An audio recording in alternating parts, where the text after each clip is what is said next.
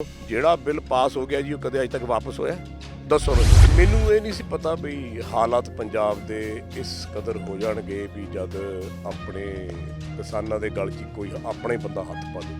ਮੈਨੂੰ ਇਹਦਾ ਪਤਾ ਨਹੀਂ। ਪੰਜਾਬ ਦੀ ਪਾਰਟੀਸ਼ਨ ਹੋਈ, ਪੰਜਾਬ 3 ਹਿੱਸੇ ਪਾਕਿਸਤਾਨ ਕੋ ਚਲਾ ਗਿਆ। ਜੇ ਤੁਸੀਂ ਪਾਰਟੀਸ਼ਨ ਕਰਨੀ ਸੀ ਸਾਊਥ ਬੜਾ ਪਿਆ ਉੱਧਰ ਕਰ ਦਿੱਤਾ ਕਿ ਮੁਗਲਾਂ ਤੋਂ ਕੀਤਾ ਸੋ ਕੀਤਾ। ਅੱਜ ਸਾਡੇ ਉਹ ਬੰਦੇ ਕਰ ਰਹੇ ਜਿਨ੍ਹਾਂ ਪਿੱਛੇ ਵੱਡ ਵਡੇਰੇ ਤੇ ਸਾਰਾ ਦੇਸ਼ ਤੇ ਸਾਰੀ ਦੁਨੀਆ ਕੁਰਬਾਨ ਹੋਈ, ਸਾਰੀ ਸਿੱਖੀ ਕੁਰਬਾਨ ਹੋਈ, ਲੋਕ ਕੁਰਬਾਨ ਹੋਏ, ਹਰ ਫਿਰਕੇ ਦੇ ਬੰਦੇ ਕੁਰਬਾਨ ਹੋਏ। ਜੇ ਫਾਰਮਰ ਖਤਮ ਹੋ ਗਿਆ, ਕਿਸਾਨ ਖਤਮ ਹੋ ਗਿਆ, ਖੇਤੀ ਕਰਨ ਵਾਲਾ ਜੱਟ ਖਤਮ ਹੋ ਗਿਆ, ਤੇ ਮੈਨੂੰ ਦੱਸੋ ਵੀ ਆਪਾਂ ਰੋਟੀ ਕਿੱਥੋਂ ਖਾਣੀ ਹੈ? Media father of the nation, ਪਿਓ, ਤੇ ਜੇ ਪਿਓ ਹੀ ਵਿਕ ਗਿਆ ਤਾਂ ਫਿਰ ਇਸ ਦੇਸ਼ ਦਾ ਕੀ ਹੋਊਗਾ? ਔਰ ਮੈਨੂੰ ਇਹ ਪੱਕੀ ਉਮੀਦ ਸੀ, ਮੈਂ ਕਹਿ ਵੀ ਰਿਹਾ ਸੀ, ਮੈਂ ਕਿਹਾ ਹੋਰ ਕੋਈ ਬੋਲੇ ਨਾ ਬੋਲੇ, ਮੈਂ ਕਿਹਾ ਸਨੀ ਜ਼ਰੂਰ ਖੜਾ ਹੋਊਗਾ। ਜੇ ਸਨੀ ਨਾ ਖੜਾ ਹੋਇਆ ਤਾਂ ਧਰਮ ਭਾਜੀ ਜ਼ਰੂਰ ਖੜੇ ਹੋਣ। ਔਰ ਜਦ ਇਹ ਬਿੱਲ ਪਾਸ ਹੋ ਰਿਹਾ ਸੀ ਉਦੋਂ ਤੁਸੀਂ ਸਾਰੇ ਸਾਈਨ ਕਰਿਆ ਹੈ, ਤੇ ਹੁਣ ਤੁਸੀਂ ਜ਼ਿੰਦਗੀ ਦੇ ਵਿੱਚ ਇਹ ਐਕਸਪੈਕਟ ਕਰਦੇ ਹੋ ਕੋਈ ਹੋਰ ਜਾਊਗਾ। ਉੱਥੇ ਜਾਓ ਨਾ ਦਿੱਲੀ, ਉੱਥੇ ਜਾ ਕੇ ਬੈਠੋ। ਇਸ ਤਰ੍ਹਾਂ ਹੋਣਾ ਕਿ ਆਪਾਂ ਬੈਠੇ ਆ, ਇੱਥੇ ਆਊਗੀ ਸੀਆਰਪੀ, ਪੁਲਿਸ ਵਾਲੇ ਆਉਣ ਕੇ ਤਰ ਚੱਲ ਵੀ ਇਹਨੂੰ ਮਾਰ ਕੇ ਚਲੇ ਗਏ, ਉਹਨੂੰ ਮਾਰ ਕੇ ਚਲੇ ਗਏ, ਬਗੈਰ ਪੁੱਛੇ ਤੁਹਾਡੇ ਤੋਂ ਲੋਕੀ ਆਉਣਗੇ, ਤੁਹਾਨੂੰ ਚੱਕ ਕੇ ਘਰੋਂ ਲੈ ਜਾ ਕਰਨਗੇ। ਤੁਹਾਨੂੰ ਪਤਾ ਕਿੱਥੇ ਲੈ ਗਏ? ਤੁਹਾਡੀਆਂ ਧੀਆਂ ਭੈਣਾਂ ਨੂੰ ਵੀ ਚੱਕ ਕੇ ਲੈ ਜਾ ਕਰਨਗੇ। ਇਹ ਰਾਹੁਲ ਗਾਂਧੀ ਇੱਥੇ ਕੀ ਕਰਨਾ ਹੈ, ਜਾਂ ਇੱਥੇ ਆਪਣੇ ਸੁਖਬੀਰ ਹੋਣੀ ਕੀ ਕਰਨਾ ਹੈ? ਵੀ ਤੁਸੀਂ ਸਾਰੇ ਇਕੱਠੇ ਹੋ ਕੇ, ਰਾਹੁਲ ਨੂੰ ਚਾਹੀਦਾ ਜੇ ਇਹਨੇ ਕੁਝ ਕਰਨਾ ਹੀ ਹੈ ਵੀ ਤੂੰ ਦਿੱਲੀ ਬੈਠ ਤੇ ਸਾਰੇ ਨੂੰ ਬੁਲਾ, ਇੱਥੇ ਬੈਠ ਕੇ ਕੀ ਕਰੋਗੇ? ਇਹ ਉਹਨਾਂ ਦੀ ਡਿਊਟੀ ਹੈ, ਕਿਉਂਕਿ ਹੁਣ ਦੇਸ਼ ਦੇ ਵਿੱਚ ਉਹ ਡੈਮੋਕ੍ਰੇਸੀ ਵਾਲੀ ਗੱਲ ਹੀ ਹੈ, ਡਿਕਟੇਟਰਸ਼ਿਪ ਵਾਲੀ ਹੈ। ਇੱਥੇ ਤਾਂ ਹੁਣ ਜਿਹੜਾ ਤਖਤ ਤੇ ਬੈਠਾ ਉਹਦੇ ਰਾਜ ਹੈ, ਇਸ ਤਰ੍ਹਾਂ ਹੀ ਚੱਲਦਾ। ਤੁਸੀਂ ਕੀ ਸਮਝਦੇ ਹੋ ਵੀ ਜਿਹੜੇ ਪਾਰਟੀਆਂ ਵਾਲੇ ਪੋਲੀਟੀਸ਼ੀਅਨ ਨੇ ਇੱਕ ਦੂਜੇ ਨਾਲ ਕਿਤੇ ਕਹਿੰਦੇ ਨੇ ਇਹਨਾਂ ਤੋਂ ਵੱਡਾ ਐਕਟਰ ਕੋਈ ਨਹੀਂ, ਇਹਨਾਂ ਨੂੰ ਦਿਖਾਉਣਾ ਵੀ ਸਾਡੀ ਬੜੀ ਲੱਗਦੀ ਹੈ, ਸਾਡੀ ਬੜੀ ਗੱਲ ਹੈ, ਅੰਦਰੋਂ ਸਾਰੇ ਇਕੱਠੇ ਦਾ ਨਜ਼ਾਰਾ ਬੜਾ। ਉਦੋਂ ਤਾਂ ਜੇਲਾਂ ਇੰਨੀਆਂ ਚੰਗੀਆਂ ਨਹੀਂ ਸੀ, ਹੁਣ ਤਾਂ ਜੇਲਾਂ ਬਹੁਤ ਖੂਬਸੂਰਤ ਹੋ ਗਈਆਂ। ਇਹਨਾਂ ਵਾਸਤੇ ਸਪੈਸ਼ਲ ਬੈੱਡ, ਇਹ ਤਾਂ ਰਾਤ ਨੂੰ ਟੀਵੀ ਵੀ ਦੇਖਦੇ ਹੈ, ਜੇ ਮੁਜਰਾ ਵੀ ਕਰਾਉਣਾ ਹੋਵੇ ਤਾਂ ਮੁਜਰਾ ਵੀ ਚੱਲਦਾ ਹੈ, ਇੱਥੇ ਸਕੌਚ ਵਿਸਕੀ ਵੀ ਆਉਂਦੀ ਹੈ, ਪੁਲਿਸ ਵਾਲੇ ਵੀ ਪੀਂਦੇ ਹੈ। ਇਹ ਜੇਲਾਂ ਦੇ ਵਿੱਚ ਜਿਹੜਾ ਜੇਲਰ ਵੀ ਪੀਂਦਾ ਹੈ। ਇਸੇ ਤਰ੍ਹਾਂ ਹੁਣ ਹੋਊਗਾ, ਵਿੱਚ ਮਾੜੇ ਬੰਦੇ ਵੜਨਗੇ, ਤੂੰ ਮੈਂ ਹੋਊਗੀ, ਇੱਕ ਦੂਜੇ ਨਾਲ ਕੁੱਟਮਾਰ ਹੋਊਗੀ, ਇੱਕ ਦੂਜੇ ਦੀਆਂ ਪੱਗਾਂ ਲੱਥਣਗੀਆਂ, ਇੱਕ ਦੂਜੇ ਦੇ ਦਾੜੇ ਪੱਟਣਗੇ। ਇਹ ਗੌਰਮੈਂਟ ਨੇ ਕਰਾਉਣਾ ਹੈ। ਉਹ ਆਰਡਰ ਕਰਦੇ ਆਪਣੇ ਬੰਦੇ ਆਪਣੇ ਬੰਦੇ ਵਿੱਚ ਵੜਨਗੇ, ਔਰ ਤੁਸੀਂ ਦੇਖਿਓ ਆਪਸ 'ਚ ਲੜਨਗੇ, ਔਰ ਇਹ ਅੰਦੋਲਨ ਇੱਕ ਦਿਨ ਫੇਲ ਕਰਕੇ ਛੱਡਣਗੇ।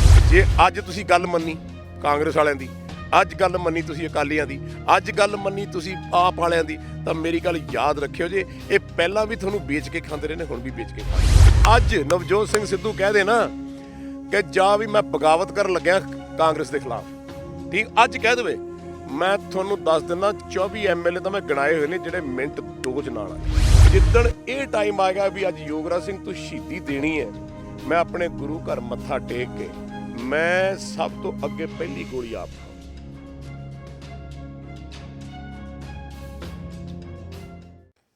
ਸਤਿ ਸ਼੍ਰੀ ਅਕਾਲ, ਤੁਸੀਂ ਦੇਖ ਰਹੇ ਹੋ ਪੰਜਾਬ ਲੋਕਮਤ ਟੀਵੀ। ਮੈਂ ਜਸਪਾਲ ਮਾਨ। ਪੰਜਾਬ ਦੇ ਵਿੱਚ ਖੇਤੀ ਬਿੱਲਾਂ ਨੂੰ ਲੈ ਕੇ ਸੰਘਰਸ਼ ਹੋ ਰਿਹਾ। ਬੇਸ਼ੱਕ ਇਹ ਬਿੱਲ ਕਾਨੂੰਨ ਬਣ ਗਏ ਆ, ਪਰ ਫਿਰ ਵੀ ਸੰਘਰਸ਼ ਜਾਰੀ ਆ। ਵੱਡੀਆਂ ਸ਼ਖਸੀਅਤਾਂ ਨੇ ਜਿਹੜੀਆਂ ਉਹ ਧਰਨਿਆਂ ਮੁਜ਼ਾਹਰਿਆਂ ਦੇ ਵਿੱਚ ਜਾ ਰਹੀਆਂ ਨੇ, ਰੋਸ ਪ੍ਰਦਰਸ਼ਨ ਕਰ ਰਹੀਆਂ ਨੇ, ਲੋਕਾਂ ਨੂੰ ਜਾਗਰੂਕ ਕਰ ਰਹੀਆਂ ਨੇ। ਇਸੇ ਮੁੱਦੇ ਉੱਤੇ ਅਸੀਂ ਗੱਲਬਾਤ ਕਰਾਂਗੇ। ਸਾਡੇ ਨਾਲ ਨੇ ਸੀਨੀਅਰ ਆਰਟਿਸਟ ਯੋਗਰਾਜ ਸਿੰਘ ਜੀ ਨੇ, ਉਹਨਾਂ ਨਾਲ ਗੱਲਬਾਤ ਕਰਾਂਗੇ, ਜਾਣਾਂਗੇ ਉਹਨਾਂ ਦੇ ਕੀ ਸੁਝਾਅ ਨੇ, ਔਰ ਹੋਰ ਮੁੱਦਿਆਂ 'ਤੇ ਵੀ ਗੱਲਬਾਤ ਕਰਾਂਗੇ। ਯੋਗਰਾਜ ਜੀ, ਸਭ ਤੋਂ ਪਹਿਲਾਂ ਸਵਾਗਤ ਹੈ ਤੁਹਾਡਾ। ਯੋਗਰਾਜ ਸਿੰਘ ਸੁਪੁੱਤਰ ਸ਼ਹੀਦ ਬਾਬਾ ਦੀਪ ਸਿੰਘ ਜੀ ਦੀ ਫਤਿਹ ਸਾਰੇ ਕਬੂਲ ਕਰਿਓ। ਵਾਹਿਗੁਰੂ ਜੀ ਕਾ ਖਾਲਸਾ, ਵਾਹਿਗੁਰੂ ਜੀ ਕੀ ਫਤਿਹ। ਹਾਂਜੀ, ਹੁਕਮ ਕਰੋ ਬੇਟਾ ਜੀ। ਅੱਛਾ, ਸਭ ਤੋਂ ਪਹਿਲਾਂ ਤੁਸੀਂ ਜਿਹੜਾ ਕਿਸਾਨ ਧਰਨੇ ਉੱਤੇ ਜਾ ਰਹੇ ਹੋ ਜਾਂ ਗਏ ਵੀ ਹੋ, ਕਿਸ ਤਰ੍ਹਾਂ ਦੇ ਨਾਲ ਦੇਖਦੇ ਹੋ? ਕਿਉਂਕਿ ਪੂਰੇ ਪੰਜਾਬ ਦੇ ਉੱਤੇ ਨਜ਼ਰ ਵੀ ਰੱਖਦੇ ਹੋ, ਨਾਲ ਸੋਸ਼ਲ ਮੀਡੀਆ 'ਤੇ ਸਰਗਰਮ ਰਹਿੰਦੇ ਹੋ। ਕਿਵੇਂ ਦਾ ਮਨ 'ਚ ਜਿਹੜਾ ਖਿਆਲ ਆਉਂਦਾ ਕਿ ਕਿਸ ਤਰ੍ਹਾਂ ਦੇ ਨਾਲ ਆ ਪੰਜਾਬ ਦੇ ਵਿੱਚ? ਮੈਨੂੰ ਇਹ ਨਹੀਂ ਸੀ ਪਤਾ ਵੀ ਹਾਲਾਤ ਪੰਜਾਬ ਦੇ ਇਸ ਕਦਰ ਹੋ ਜਾਣਗੇ ਵੀ ਜਦ ਆਪਣੇ ਕਿਸਾਨਾਂ ਦੇ ਗਲ 'ਚ ਕੋਈ ਆਪਣੇ ਬੰਦਾ ਹੱਥ ਪਾ ਲੂਗਾ। ਮੈਨੂੰ ਇਹਦਾ ਪਤਾ ਨਹੀਂ ਸੀ। ਨੋਰਮਲੀ ਮੈਂ ਗੱਲ ਕਰਦਾ ਰਹਿੰਦਾ, ਸੱਚ ਬੋਲਦਾ, ਕੋਈ ਵੀ ਵਿਸ਼ੇ ਹੋਵੇ।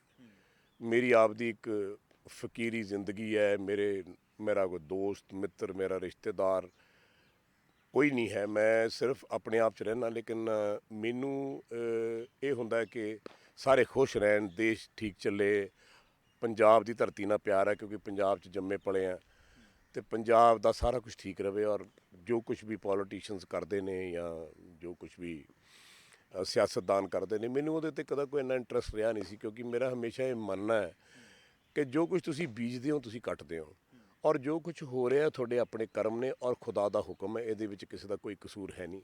ਤੁਹਾਡੀ ਭਗਤੀ ਕੀਤੀ ਹੋਈ ਹੈ, ਤੁਸੀਂ ਉਸ ਭਗਤੀ ਦਾ ਜਿਹੜਾ ਫਲ ਹੈ ਰੱਬ ਨੇ ਤੁਹਾਨੂੰ ਰਾਜ ਭਾਗ ਦੇਤਾ ਹੈ।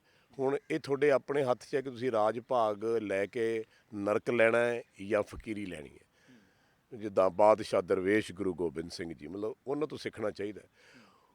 ਲੇਕਿਨ ਹਿਸਟਰੀ ਸਾਡੀ ਹਿੰਦੁਸਤਾਨ ਦੀ ਜਦ ਵੀ ਮੈਂ ਪੜ੍ਹਦਾ, ਮੈਨੂੰ ਪੜ੍ਹਨ ਦਾ ਬੜਾ ਸ਼ੌਕ ਹੈ, ਅਤੇ ਮੈਂ ਏਂਸ਼ੀਅੰਟ ਹਿਸਟਰੀ ਆਫ ਇੰਡੀਆ ਪੜ੍ਹਦਾ ਪਿਛਲੇ 2000-3000 ਸਾਲ ਦੇ ਵਿੱਚ ਕਈ ਖੋਜ ਕਰਕੇ ਸ਼ੁਰੂ ਤੋਂ, ਕਿਉਂਕਿ ਸੇਂਟ ਜੌਨ ਸਕੂਲ 'ਚ ਪੜ੍ਹੇ ਹਾਂ, ਗੋਰਿਆਂ ਨਾਲ ਪੜ੍ਹੇ ਹਾਂ, ਅਤੇ ਉਹਨਾਂ ਨੇ ਸਾਨੂੰ ਬਹੁਤ ਕੁਝ ਦੱਸਿਆ ਆਪਣੇ ਬਾਰੇ ਵੀ ਅਤੇ ਹਿੰਦੁਸਤਾਨ ਬਾਰੇ ਵੀ, ਕਿਉਂਕਿ ਹਿੰਦੁਸਤਾਨ 'ਤੇ ਉਹਨਾਂ ਨੇ 150 ਸਾਲ ਰਾਜ ਕੀਤਾ ਔਰ ਉਹਨਾਂ ਨੂੰ ਹਿੰਦੁਸਤਾਨ ਦੀ ਹਿਸਟਰੀ ਸਾਡੇ ਨਾਲੋਂ ਜ਼ਿਆਦਾ ਪਤਾ ਹੈ। ਇਸੇ ਕਰਕੇ ਉਹ ਹਿੰਦੁਸਤਾਨ ਨੂੰ ਕਬਜ਼ਾ ਵੀ ਕਰ ਸਕੇ। ਮੁਗਲ ਆਏ, ਮੁਗਲਾਂ ਨੇ ਕਬਜ਼ਾ ਕੀਤਾ ਕਿਉਂਕਿ ਉਹਨਾਂ ਨੂੰ ਪਤਾ ਸੀ ਇਹ ਬੜੇ ਕਮਜ਼ੋਰ ਫਿਰਕੇ ਦੇ ਲੋਕ ਨੇ ਔਰ ਇਹ ਬੜੇ ਚਾਪਲੂਸ ਪਸੰਦ ਲੋਕ ਨੇ, ਇਹ ਸਿਰਫ ਆਪਣਾ ਹੀ ਸੋਚਦੇ ਨੇ, ਸੈਲਫਿਸ਼ ਲੋਕ ਨੇ। ਬੜੀ ਦੁਖਦਾਇਕ ਗੱਲ ਹੈਗੀ ਐਕਚੁਅਲੀ। ਔਰ ਅੱਜ ਦੀ ਜਿਹੜੀ ਆਪਾਂ ਮੁੱਦਾ ਤੁਸੀਂ ਮੈਨੂੰ ਸਵਾਲ ਕੀਤਾ ਨਾ ਕਿਸਾਨਾਂ ਦਾ, ਇਹ ਸਵਾਲ ਬਹੁਤ ਦੇਰ ਪਹਿਲਾਂ ਤਾਂ ਜੁੜਿਆ ਹੋਇਆ। ਚਲੋ ਆਪਾਂ ਬਾਹਲਾ ਪਿੱਛੇ ਨਹੀਂ ਜਾਂਦੇ, ਕਿਉਂਕਿ ਦੁੱਖ ਇਸ ਗੱਲ ਦਾ ਕਿ ਸਾਡੇ ਲੋਕਾਂ ਨੂੰ ਹਿਸਟਰੀ ਦਾ ਪਤਾ ਹੀ ਹੈ ਨਹੀਂ। ਆਪਾਂ ਅੱਜ ਤੋਂ 75 ਸਾਲ ਪਹਿਲਾਂ ਆਪਣੀ ਆਜ਼ਾਦੀ ਹੋਈ, ਠੀਕ ਹੈ। ਆਜ਼ਾਦੀ ਕਿਸ ਤਰ੍ਹਾਂ ਲਈ ਗਈ ਇਹ ਤੁਹਾਨੂੰ ਸਾਰਿਆਂ ਨੂੰ ਪਤਾ ਹੈ, ਮੈਨੂੰ ਕੁਝ ਕਹਿਣ ਦੀ ਲੋੜ ਨਹੀਂ। ਲੇਕਿਨ ਲੋੜ ਇਸ ਕਰਕੇ ਕਹਿਣ ਦੀ ਕਈ ਵਾਰੀ ਬਣ ਜਾਂਦੀ ਹੈ ਕਿ ਜਿਹੜਾ ਸਾਡਾ ਨੌਜਵਾਨ ਤਬਕਾ ਹੈ ਉਹਨਾਂ ਨੂੰ ਪਤਾ ਹੀ ਹੈ ਨਹੀਂ ਬਈ ਆਜ਼ਾਦੀ ਕਦ ਹੋਈ, ਕਿਉਂ ਹੋਈ, ਕਿਵੇਂ ਅੰਦੋਲਨ ਸ਼ੁਰੂ ਹੋਏ, ਕਿਵੇਂ ਜਾ ਕੇ ਦੇਸ਼ ਆਜ਼ਾਦ ਹੋਇਆ, ਕਿਵੇਂ ਬਣਿਆ, ਕਿਵੇਂ ਜੁੜਿਆ, ਕਿਵੇਂ ਟੁੱਟੇ ਹੋਏ ਰਾਜੇ ਸਾਰੇ ਇਕੱਠੇ ਹੋ ਕੇ ਇੱਕ ਦੇਸ਼ ਬਣ ਗਿਆ। ਇਸ ਕਰਕੇ ਮੈਂ ਕਈ ਵਾਰੀ ਲੋਕਾਂ ਨੂੰ ਸਮਝਾਉਣ ਵਾਸਤੇ, ਨੌਜਵਾਨਾਂ ਨੂੰ ਸਮਝਾਉਣ ਵਾਸਤੇ ਇਹ ਗੱਲਾਂ ਕਰਦਾ। ਹੁਣ 75 ਸਾਲ ਪਹਿਲਾਂ ਮੇਰੇ ਹਿਸਾਬ ਨਾਲ ਜਿਨ੍ਹਾਂ ਨੇ ਜਿੱਦ ਕੀਤੀ ਜੀ ਮੈਂ ਪ੍ਰਧਾਨ ਮੰਤਰੀ ਬਣਨਾ ਹੈ, ਉੱਧਰੋਂ ਦੀ ਜਵਾਹਰ ਲਾਲ ਨਹਿਰੂ ਦੀ ਜਿੱਦ ਬਣ ਗਈ ਜੀ ਮੈਂ ਪ੍ਰਧਾਨ ਮੰਤਰੀ ਬਣਨਾ। ਉਹ ਕਹਿੰਦਾ ਜੀ ਮੁਸਲਮਾਨ ਜ਼ਿਆਦਾ ਜੀ, ਉਹ ਕਹਿੰਦਾ ਜੀ ਹਿੰਦੂ ਜ਼ਿਆਦਾ ਹੈ ਜੀ। ਮਹਾਤਮਾ ਗਾਂਧੀ ਦਾ ਕੀ ਰੋਲ ਹੈ ਇਹ ਤੁਹਾਨੂੰ ਸਾਰਿਆਂ ਨੂੰ ਪਤਾ ਹੈ। ਆ ਸਾਡੇ ਵੱਡ ਵਡੇਰੇ ਨੇ, ਸਾਡੇ ਰਹਿਨੁਮਾ ਨੇ ਹਿੰਦੁਸਤਾਨ ਦੇ, ਸਾਡੇ ਇਹਨਾਂ ਦੀ ਇੱਜ਼ਤ ਕਰਨਾ ਸਾਡਾ ਫਰਜ਼ ਵੀ ਬਣਦਾ। ਲੇਕਿਨ ਜਿੱਥੇ ਗਲਤ ਨੇ ਗਲਤ ਕਹਿਣਾ ਵੀ ਸਾਡਾ ਫਰਜ਼ ਬਣਦਾ। ਇੱਥੋਂ ਜੀ ਮਾਊਂਟ ਬੈਟਨ ਨੇ ਇੱਕ ਲੈਟਰ, ਚਿੱਠੀ ਲਿਖੀ, ਸੁਨੇਹਾ ਭੇਜਿਆ ਕਿ ਭਾਈ ਤੁਸੀਂ ਪੰਜਾਬੀ ਸੂਬਾ ਵੀ ਆਪਣਾ ਲੈ ਲਓ, ਅਸੀਂ ਪਾਕਿਸਤਾਨ ਅੱਡ ਕਰਨ ਲੱਗੇ ਹਾਂ, ਮੁਸਲਮਾਨਾਂ ਨੂੰ ਮੁਸਲਮਾਨਾਂ ਦੀ ਸਟੇਟ ਦੇਣ ਲੱਗੇ ਹਾਂ। ਕਿਉਂਕਿ ਜਿੰਨਾ ਜ਼ਿੱਦ ਕਰ ਰਿਹਾ ਸੀ ਕਿ ਜੀ ਮੈਂ ਤਾਂ ਜੇ ਤੁਸੀਂ ਮੈਨੂੰ ਨਹੀਂ ਪ੍ਰਧਾਨ ਮੰਤਰੀ ਬਣਾਉਣਾ ਤਾਂ ਮੈਨੂੰ ਮੁਸਲਿਮ ਕੰਟਰੀ ਅੱਡ ਦੇ ਦਿਓ, ਇਹ ਸਭ ਨੂੰ ਪਤਾ ਹੈ। ਉਸ ਤੋਂ ਬਾਅਦ ਮਾਸਟਰ ਤਾਰਾ ਸਿੰਘ ਜੀ ਸਾਡੇ ਲੀਡਰ, ਜਿਹੜੇ ਸਭ ਤੋਂ ਕਹਿੰਦੇ ਜਿੱਥੋਂ ਇਹ ਸਾਰਾ ਮੁੱਦਾ ਸ਼ੁਰੂ ਹੁੰਦਾ ਹੈ, ਇਹ ਦਿੱਲੀ ਜਾਂਦਾ ਹੈ। ਦਿੱਲੀ ਜਾ ਕੇ ਉੱਥੇ ਮਾਊਂਟ ਬੈਟਨ ਨੂੰ ਮਿਲਦਾ। ਮਾਊਂਟ ਬੈਟਨ ਨੇ ਇਹਨੂੰ ਕਿਹਾ ਵੀ ਤੂੰ ਆਪਣਾ ਪੰਜਾਬੀ ਸੂਬਾ ਅੱਡ ਲੈ ਲੈ। ਉਦੋਂ ਪੰਜਾਬੀ ਸੂਬਾ ਬਹੁਤ ਵੱਡਾ ਸੀ। ਉਦੋਂ ਪੰਜਾਬੀ ਸੂਬਾ ਕਿੱਥੋਂ ਕਸ਼ਮੀਰ ਤੋਂ ਲੈ ਕੇ ਕਿਤੋਂ ਲੈ ਕੇ ਅਤੇ ਆਪਣੇ ਦਿੱਲੀ ਤੱਕ, ਉਦੋਂ ਹਰਿਆਣਾ, ਪੰਜਾਬ, ਹਿਮਾਚਲ ਕੁਛ ਨਹੀਂ ਸੀ ਬਣਿਆ। ਤਾਂ ਇਹ ਪੰਜਾਬੀ ਸੂਬਾ ਆਪਣਾ ਦਿੰਦੇ ਸੀ। ਪੰਡਤ ਨਹਿਰੂ ਨੂੰ ਲੱਗਿਆ ਵੀ ਜੇ ਪੰਜਾਬੀ ਸੂਬਾ ਮਿਲ ਗਿਆ, ਉੱਧਰ ਪਾਕਿਸਤਾਨ ਹੋ ਗਿਆ, ਉੱਧਰ ਪੰਜਾਬੀ ਸੂਬਾ ਹੋ ਗਿਆ, ਅਤੇ ਹਿੰਦੁਸਤਾਨ ਤਾਂ ਛੋਟਾ ਜਿਹਾ ਰਹਿ ਜੂ, ਅਤੇ ਸਾਡੇ ਤਾਂ ਪੱਲੇ ਕੁਛ ਨਹੀਂ ਰਹਿਣਾ। ਉਹ ਜੀ ਰਾਤ ਨੂੰ ਜਾ ਕੇ ਉਹਨੇ ਮਾਸਟਰ ਤਾਰਾ ਸਿੰਘ ਨੂੰ ਆਖਿਆ ਕਿ ਭਾਈ ਨੌਹਾਂ ਨਾਲ ਵੀ ਕਦੇ ਮਾਸ ਅਲੱਗ ਹੋਏ ਹੈ, ਕਦੇ ਆਪਾਂ ਤਾਂ ਭਰਾ, ਆਪਾਂ ਤਾਂ ਇੱਕ ਮਾਂ ਦੇ ਢਿੱਡ ਜੰਮੇ ਜੀ, ਕਰਾ ਕੇ ਕਰਦੇ ਉਹਨੇ ਸਵੇਰੇ ਸਾਈਨ ਕਰਤੇ। ਮਾਊਂਟ ਬੈਟਨ ਨੇ ਰਿਕਾਰਡਡ ਸਟੇਟਮੈਂਟ ਆ ਜਦ ਕਿਹਾ, ਉਦੋਂ ਵਿੰਸਟਨ ਚਰਚਿਲ ਵੀ ਬੋਲਿਆ ਸੀ ਕਿ ਭਾਈ ਤੁਸੀਂ ਆਪ ਦਾ ਪੰਜਾਬੀ ਸੂਬਾ ਜਿਹੜਾ ਹੈਗਾ, ਪੰਜਾਬੀ ਸਪੀਕ ਕੰਟਰੀ ਲਾਈਕ ਮੁਸਲਿਮ, ਤੁਸੀਂ ਅੱਡ ਲੈ ਲਓ, ਨਹੀਂ ਤਾਂ ਅਸੀਂ ਇਹਨਾਂ 'ਤੇ ਰਾਜ ਕੀਤਾ, ਸਾਨੂੰ ਪਤਾ ਕਿਸ ਫਿਰਕੇ ਦੇ ਲੋਕ ਨੇ, ਤੁਹਾਨੂੰ ਜੁੱਤੀ 'ਚ ਪਾਣੀ ਪਾਇਆ ਕਰਨਗੇ, ਤੁਹਾਡੇ ਛਿੱਤਰ ਮਾਰਿਆ ਕਰਨਗੇ। ਚਲੋ ਜੀ ਉਹ ਗੱਲ ਆਈ ਗਈ, ਪਾਕਿਸਤਾਨ ਅੱਡ ਬਣ ਗਿਆ। ਪੰਜਾਬ ਦੀ ਪਾਰਟੀਸ਼ਨ ਹੋਈ, ਪੰਜਾਬ 3 ਹਿੱਸੇ ਪਾਕਿਸਤਾਨ ਕੋ ਚਲਾ ਗਿਆ। ਜੇ ਤੁਸੀਂ ਪਾਰਟੀਸ਼ਨ ਕਰਨੀ ਸੀ, ਸਾਊਥ ਬੜਾ ਪਿਆ ਉੱਧਰ ਕਰ ਦਿੰਦੇ, ਮਹਾਰਾਸ਼ਟਰ 'ਚ ਕਰ ਦਿੰਦੇ, ਗੁਜਰਾਤ 'ਚ ਕਰ ਦਿੰਦੇ। ਪੰਜਾਬ 'ਤੇ ਹੀ ਗੱਜ ਕਿਉਂ ਗਿਰੀ ਆ ਕਿ ਵੀ ਪੰਜਾਬ 'ਚੋਂ ਹੀ ਪਾਕਿਸਤਾਨ ਬਣਾਉਣਾ, ਕਿਉਂਕਿ ਮੁਸਲਿਮ ਤਾਂ ਸਾਰੇ ਹਿੰਦੁਸਤਾਨ ਦੇ ਵਿੱਚ ਸੀਗੇ। ਹੁਣ ਉਸ ਤੋਂ ਬਾਅਦ ਆਪਾਂ ਜੱਟਾਂ ਕੋਲ ਉਸ ਵੇਲੇ ਜ਼ਮੀਨਾਂ ਜਿਹੜੀਆਂ ਵੰਡੀਆਂ ਗਈਆਂ ਪਾਰਟੀਸ਼ਨ ਤੋਂ ਬਾਅਦ ਇਸ ਏਰੀਏ 'ਚ, ਪੰਜਾਬ ਦੇ ਵਿੱਚ। ਮੇਰੇ ਫਾਦਰ 1937 'ਚ ਪਹਿਲੇ ਪੰਜਾਬੀ ਸੀ ਜਿਹੜੇ ਯੂਪੀ ਜਾ ਕੇ 2400-2500 ਜ਼ਮੀਨ ਏਕੜ ਲਈ, ਜਦ ਕਿ ਜਿਮ ਕਾਰਬੇਟ ਉੱਥੇ ਸ਼ਿਕਾਰ ਖੇਡਦਾ ਸੀ, ਉੱਥੇ ਕੋਈ ਨਹੀਂ ਸੀ ਬੰਦਾ। ਉਹ ਸਾਰਾ ਯੂਪੀ ਪੰਜਾਬੀਆਂ ਦਾ ਆਬਾਦ ਕੀਤਾ ਹੋਇਆ, ਇਹ ਵੀ ਤੁਹਾਨੂੰ ਸਾਰਿਆਂ ਨੂੰ ਪਤਾ ਹੈ। ਕਿਉਂਕਿ ਇਹ ਹਿਸਟਰੀ ਹੈ, ਇਸ ਕਰਕੇ ਇਹਨੂੰ ਇਹ ਦੁਹਰਾਉਣੇ ਚਾਹੁੰਦੇ, ਮੈਂ ਕਹਿਣਾ ਚਾਹੁੰਦਾ। ਔਰ ਇਹ ਸਾਡੇ ਜ਼ਿਮੀਂਦਾਰਾਂ ਦੇ ਨਾਲ ਆ ਕੇ ਮਿਲਦੀ ਹੈ ਗੱਲ। ਪੰਜਾਬ ਦੇ ਵਿੱਚ ਸਾਡੀਆਂ ਵੀ 300-400-500 ਕਿੱਲੇ ਪੈਲੀ ਸੀ, ਸਭ ਦੀਆਂ ਸੀਗੀਆਂ, ਚੰਗੇ ਤਗੜੇ ਜ਼ਿਮੀਂਦਾਰ ਸੀ। ਅੱਜ ਕੱਲ੍ਹ 50 ਕਿੱਲੇ ਵਾਲਾ ਤਗੜਾ ਜ਼ਿਮੀਂਦਾਰ ਆ ਜਾਂ 10 ਕਿੱਲੇ ਵਾਲਾ। ਮੈਂ ਜਦ ਛੋਟਾ ਸੀ ਉਦੋਂ ਵਾਹਵਾ ਜ਼ਮੀਨਾਂ ਵਾਹਵਾ ਮਰੱਬੇ ਲੋਕਾਂ ਕੋਲ ਹੁੰਦੇ ਸੀ। ਤੁਹਾਨੂੰ ਯਾਦ ਹੋਗਾ ਮਹਾਰਾਜਾ ਭੁਪਿੰਦਰ ਸਿੰਘ ਨੇ ਵੀ ਜ਼ਮੀਨਾਂ ਬਹੁਤ ਵੰਡੀਆਂ, ਬਹੁਤ ਹਜ਼ਾਰਾਂ ਕਿੱਲੇ ਲੋਕਾਂ ਨੂੰ ਦੇਤੀਆਂ, ਲੇਕਿਨ ਲੋਕਾਂ ਨੇ ਆਬਾਦ ਨਹੀਂ ਕੀਤੀਆਂ। ਇੰਦਰਾ ਗਾਂਧੀ ਜੀ ਬਣ ਗਏ ਪ੍ਰਾਈਮ ਮਿਨਿਸਟਰ, ਉਹਨਾਂ ਨੇ ਇੱਕ ਸੀਲਿੰਗ ਐਕਟ ਲਿਆਂਦਾ। ਤੁਹਾਨੂੰ ਯਾਦ ਹੋਗਾ ਕਿ ਬਈ ਇੱਕ ਫੈਮਿਲੀ ਕੋਲ 18 ਕਿੱਲੇ ਜ਼ਮੀਨ ਆਦਮੀ ਰੱਖ ਸਕਦਾ, ਬਾਕੀ ਸਾਰੀ ਗੌਰਮੈਂਟ ਲੈ ਜਾਊਗੀ। ਕਿਸੇ ਨੇ ਜ਼ੁਬਾਨ ਨਹੀਂ ਫੜੀ, ਕਿਸੇ ਨੇ ਅੰਦੋਲਨ ਨਹੀਂ ਕੀਤਾ। ਸੀਐਮ ਪ੍ਰਤਾਪ ਸਿੰਘ ਕੈਰੋਂ ਸੀਗਾ ਉਦੋਂ, ਉਹਨੇ ਇੰਦਰਾ ਗਾਂਧੀ ਨਾਲ ਇਸੇ ਪਕਸ਼ ਦੇ ਉੱਤੇ ਉਹਦੀ ਲੱਗਣ ਲੱਗ ਗਈ। ਉਹ ਕਹਿਣ ਲੱਗਿਆ ਵੀ ਮੈਂ ਹੋਣ ਨਹੀਂ ਦੇਣਾ, ਉਹ ਕਹਿੰਦੀ ਮੈਂ ਕਰਕੇ ਰਹਿਣਾ। ਚਲੋ ਜਿਹੜਾ ਬਿੱਲ ਪਾਸ ਹੋ ਗਿਆ ਜੀ, ਉਹ ਕਦੇ ਅਜੇ ਤੱਕ ਵਾਪਸ ਹੋਇਆ? ਦੱਸੋ ਮੈਨੂੰ, ਕਦੇ ਨਹੀਂ ਵਾਪਸ ਹੋਇਆ। ਇਸ ਦੇਸ਼ ਦੇ ਵਿੱਚ 74 ਅਮੈਂਡਮੈਂਟਸ ਹੋਈਆਂ, 74 ਅਮੈਂਡਮੈਂਟ 'ਚੋਂ ਕਦੇ ਸਰਕਾਰ ਨੇ ਬਿੱਲ ਵਾਪਸ ਲਿਆ? ਨਹੀਂ ਲਿਆ। ਤੁਸੀਂ ਪਹਿਲਾਂ ਤਾਂ ਜੱਟ ਨੂੰ, ਜਦ ਮੈਂ ਜੱਟ ਕਹਿੰਦਾ ਮੈਂ ਜ਼ਿਮੀਦਾਰ ਦੀ ਗੱਲ ਕਰਦਾ, ਜ਼ਿਮੀਦਾਰ ਨੂੰ ਜੱਟ, ਕਿਸਾਨ ਦੀ ਗੱਲ ਕਰਦੇ ਆ। ਜੱਟ ਮੀਨਸ ਜ਼ਿਮੀਦਾਰ, ਭਾਵੇਂ ਤੁਸੀਂ ਉਹਨੂੰ ਹਿੰਦੀ 'ਚ ਕਿਸਾਨ ਕਹਿ ਲਓ, ਭਾਵੇਂ ਤੁਸੀਂ ਅੰਗਰੇਜ਼ੀ 'ਚ ਉਹਨੂੰ ਫਾਰਮਰ ਕਹਿ ਲਓ। ਮੈਂ ਪੰਜਾਬੀ 'ਚ ਗੱਲ ਕਰਦਾ। ਪੰਜਾਬੀ ਜੱਟ ਮੀਨਸ ਕਿਸੇ ਵੀ ਫਿਰਕੇ ਦਾ ਬੰਦਾ, ਕਿਸੇ ਵੀ ਰਿਲੀਜਨ ਦਾ ਬੰਦਾ, ਉਹ ਜ਼ਿਮੀਦਾਰ ਹੈ। ਹੁਣ 18 ਕਿੱਲੇ ਪੈਲੀ ਤੁਸੀਂ ਦੇਤੀ, ਉਸ ਤੋਂ ਬਾਅਦ ਤੁਸੀਂ ਲਿਆ ਕੇ ਪੰਜਾਬ ਦੇ ਉੱਤੇ ਤੁਹਾਡੀ ਨਿਗਾਹ ਰਹਿੰਦੀ ਹੈ ਹਮੇਸ਼ਾ, ਹਰ 20 ਸਾਲ ਬਾਅਦ। ਪਹਿਲਾਂ ਇੱਥੇ ਅੱਤਵਾਦ ਕ੍ਰੀਏਟ ਕੀਤਾ ਗਿਆ, ਫਿਰ ਉਸ ਤੋਂ ਬਾਅਦ ਇੱਥੇ ਨਸ਼ੇ ਕ੍ਰੀਏਟ ਕੀਤੇ ਗਏ ਵੀ ਪੰਜਾਬ ਦੇ ਉੱਤੇ ਆਪਾਂ ਜੇ ਜਵਾਨੀ ਮਾਰ ਦਈਏ ਪੰਜਾਬ ਦੀ ਤਾਂ ਪੰਜਾਬ ਥੱਲੇ ਢਹਿ। ਲੇਕਿਨ ਇਹਨਾਂ ਲੋਕਾਂ ਨੂੰ ਸ਼ਾਇਦ ਮਿਸਕੈਲਕੂਲੇਸ਼ਨ ਹੈ ਕਿ ਪੰਜਾਬ ਦੇ ਜਿਹੜੇ ਲੋਕ ਨੇ, ਪੰਜਾਬ ਦੇ ਜਿਹੜੇ ਰਹਿਣ ਵਾਲੇ ਰਹਿਨੁਮਾ ਤੇ ਜਵਾਨ ਲੋਕ ਨੇ, ਇਹ ਕਿਸੇ ਹੋਰ ਫਿਰਕੇ ਦੇ ਨੇ। ਕਿਵੇਂ? ਜਿੰਨੇ ਹਮਲੇ ਹੁੰਦੇ ਨੇ, ਅਹਿਮਦ ਸ਼ਾਹ ਅਬਦਾਲੀ ਤੋਂ ਲੈ ਕੇ, ਬਾਬਰ ਤੋਂ ਲੈ ਕੇ, ਹਮਾਯੂੰ ਤੋਂ ਲੈ ਕੇ, ਅਕਬਰ ਤੋਂ ਲੈ ਕੇ, ਜਿੰਨੇ ਵੀ ਬੰਦੇ ਹਿੰਦੁਸਤਾਨ 'ਤੇ ਆਉਂਦੇ ਰਹੇ, ਹਿੰਦੁਸਤਾਨ ਨੂੰ ਲੁੱਟਦੇ ਰਹੇ, ਉਹ ਸਾਰੇ ਇੱਥੋਂ ਨਾਰਦਰਨ ਸੈਕਟਰ ਤੋਂ ਆਇਆ ਕਰਦੇ ਸੀ, ਦर्रा ਪਾਸ, ਖੈਬਰ ਪਾਸ ਤੋਂ। ਅਤੇ ਉੱਥੋਂ ਆਉਂਦੇ ਸੀ ਤਾਂ ਪੰਜਾਬੀ ਆਪਣੇ ਜਿੰਨੇ ਵੀ ਜ਼ਿਮੀਦਾਰ ਸੀ ਇਹ ਲੜਦੇ ਸੀ। ਮੈਂ ਬੈਕਗਰਾਊਂਡ ਦੱਸ ਰਿਹਾ ਥੋੜ੍ਹੇ। ਇਹੀ ਜ਼ਿਮੀਦਾਰ ਇਹੀ ਹਲ ਲੈ ਕੇ, ਇਹੀ ਦਾਤਰੀਆਂ ਬਣਾ ਕੇ, ਤੀਰ ਕਮਾਨ ਲੈ ਕੇ, ਤਲਵਾਰਾਂ ਲੈ ਕੇ ਲੜਦੇ ਰਹੇ। ਕਰਦੇ ਕਰਦੇ ਅੱਜ ਦੇ ਮੁੱਦੇ 'ਤੇ ਆਪਾਂ ਆ ਗਏ। ਅੱਜ ਪਹਿਲੀ ਵਾਰੀ ਪੰਜਾਬੀਆਂ ਨੂੰ ਅਹਿਸਾਸ ਹੋਇਆ ਵੀ ਸਾਡੇ ਤਾਂ ਘਰਾਂ ਨੂੰ ਵੱਢਦੇ ਸਾਡੇ ਹੀ ਬੰਦੇ।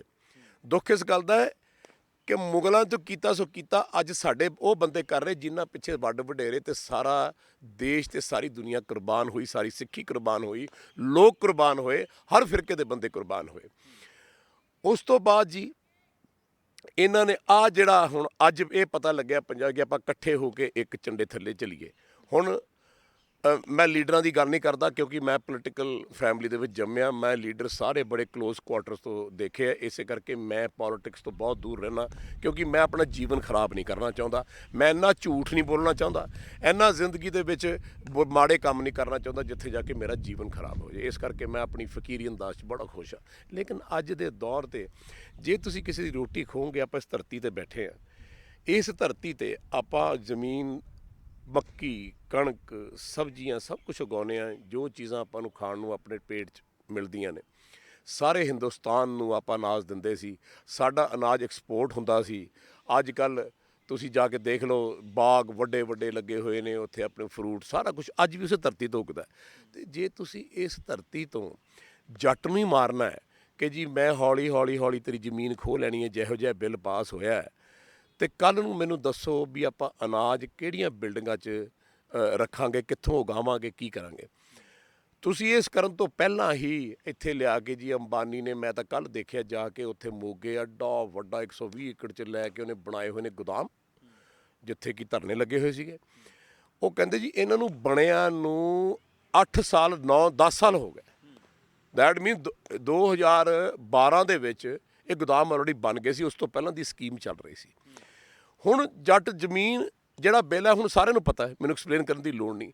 ਮੈਨੂੰ ਦੱਸੋ ਵੀ ਤੁਸੀਂ ਦੁਨੀਆ ਦੇ ਸਾਰੇ ਸ਼ਾਹੂਕਾਰ ਖਤਮ ਕਰ ਦਿਓ, ਤੁਸੀਂ ਹਿੰਦੁਸਤਾਨ ਦੇ ਸ਼ਾਹੂਕਾਰ ਖਤਮ ਕਰ ਦਿਓ, ਜਿਹੜੇ ਪਤੀ ਪੂੰਜੀ ਵਾਲੇ ਬੰਦੇ ਬਹੁਤ ਅਮੀਰ ਨੇ ਜਾਂ ਜਿਨ੍ਹਾਂ ਨੇ ਪੈਸੇ ਦਬਾ ਰੱਖੇ ਨੇ, ਰੂਲ ਕਰਦੇ ਨੇ, ਸਾਰੇ ਖਤਮ ਕਰ ਦਿਓ, ਦੁਨੀਆ ਚੱਲਦੀ ਰਹੇਗੀ। ਜੇ ਫਾਰਮਰ ਖਤਮ ਹੋ ਗਿਆ, ਕਿਸਾਨ ਖਤਮ ਹੋ ਗਿਆ, ਖੇਤੀ ਕਰਨ ਵਾਲਾ ਜੱਟ ਖਤਮ ਹੋ ਗਿਆ, ਤੇ ਮੈਨੂੰ ਦੱਸੋ ਵੀ ਆਪਾਂ ਰੋਟੀ ਕਿੱਥੋਂ ਖਾਣੀ ਹੈ? ਇਹ ਮੇਰਾ ਸਵਾਲ। ਤੁਸੀਂ ਬੜਾ ਬੇਬਾਕੀ ਦੇ ਨਾਲ ਬੋਲਦੇ ਹੋ, ਜਿਹੜਾ ਮੀਡੀਆ ਦਾ ਰੋਲ ਦੇਖਦੇ ਹੋ ਤੁਸੀਂ, ਉਹ ਕਿਵੇਂ ਦੇਖਦੇ ਹੋ? ਖਾਸ ਕਰਕੇ ਨੈਸ਼ਨਲ ਮੀਡੀਆ ਨੇ ਤਾਂ ਸਾਡੀ ਆਵਾਜ਼ ਹੀ ਨਹੀਂ ਬੁਲੰਦ ਕੀਤੀ।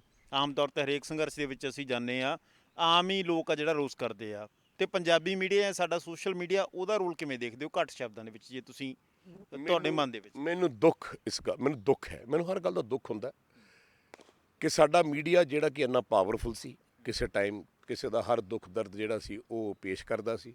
ਅੱਜ ਸਾਡਾ ਮੀਡੀਆ ਵੀ ਵਿਕ ਗਿਆ, ਮੀਡੀਆ ਨੂੰ ਡਰਾਇਆ ਗਿਆ, ਧਮਕਾਇਆ ਗਿਆ, ਪੈਸੇ ਦਿੱਤੇ ਗਏ, ਜੋ ਵੀ ਹੈ। ਔਰ ਜਿਸ ਦੇਸ਼ ਦਾ ਮੀਡੀਆ ਵਿਕ ਜੇ, ਮੈਂ ਸਮਝਦਾ, ਕਿਉਂਕਿ ਮੈਂ ਹਮੇਸ਼ਾ ਮੀਡੀਆ ਨੂੰ ਕਿਹਾ father of the nation, media father of the nation, ਪਿਓ।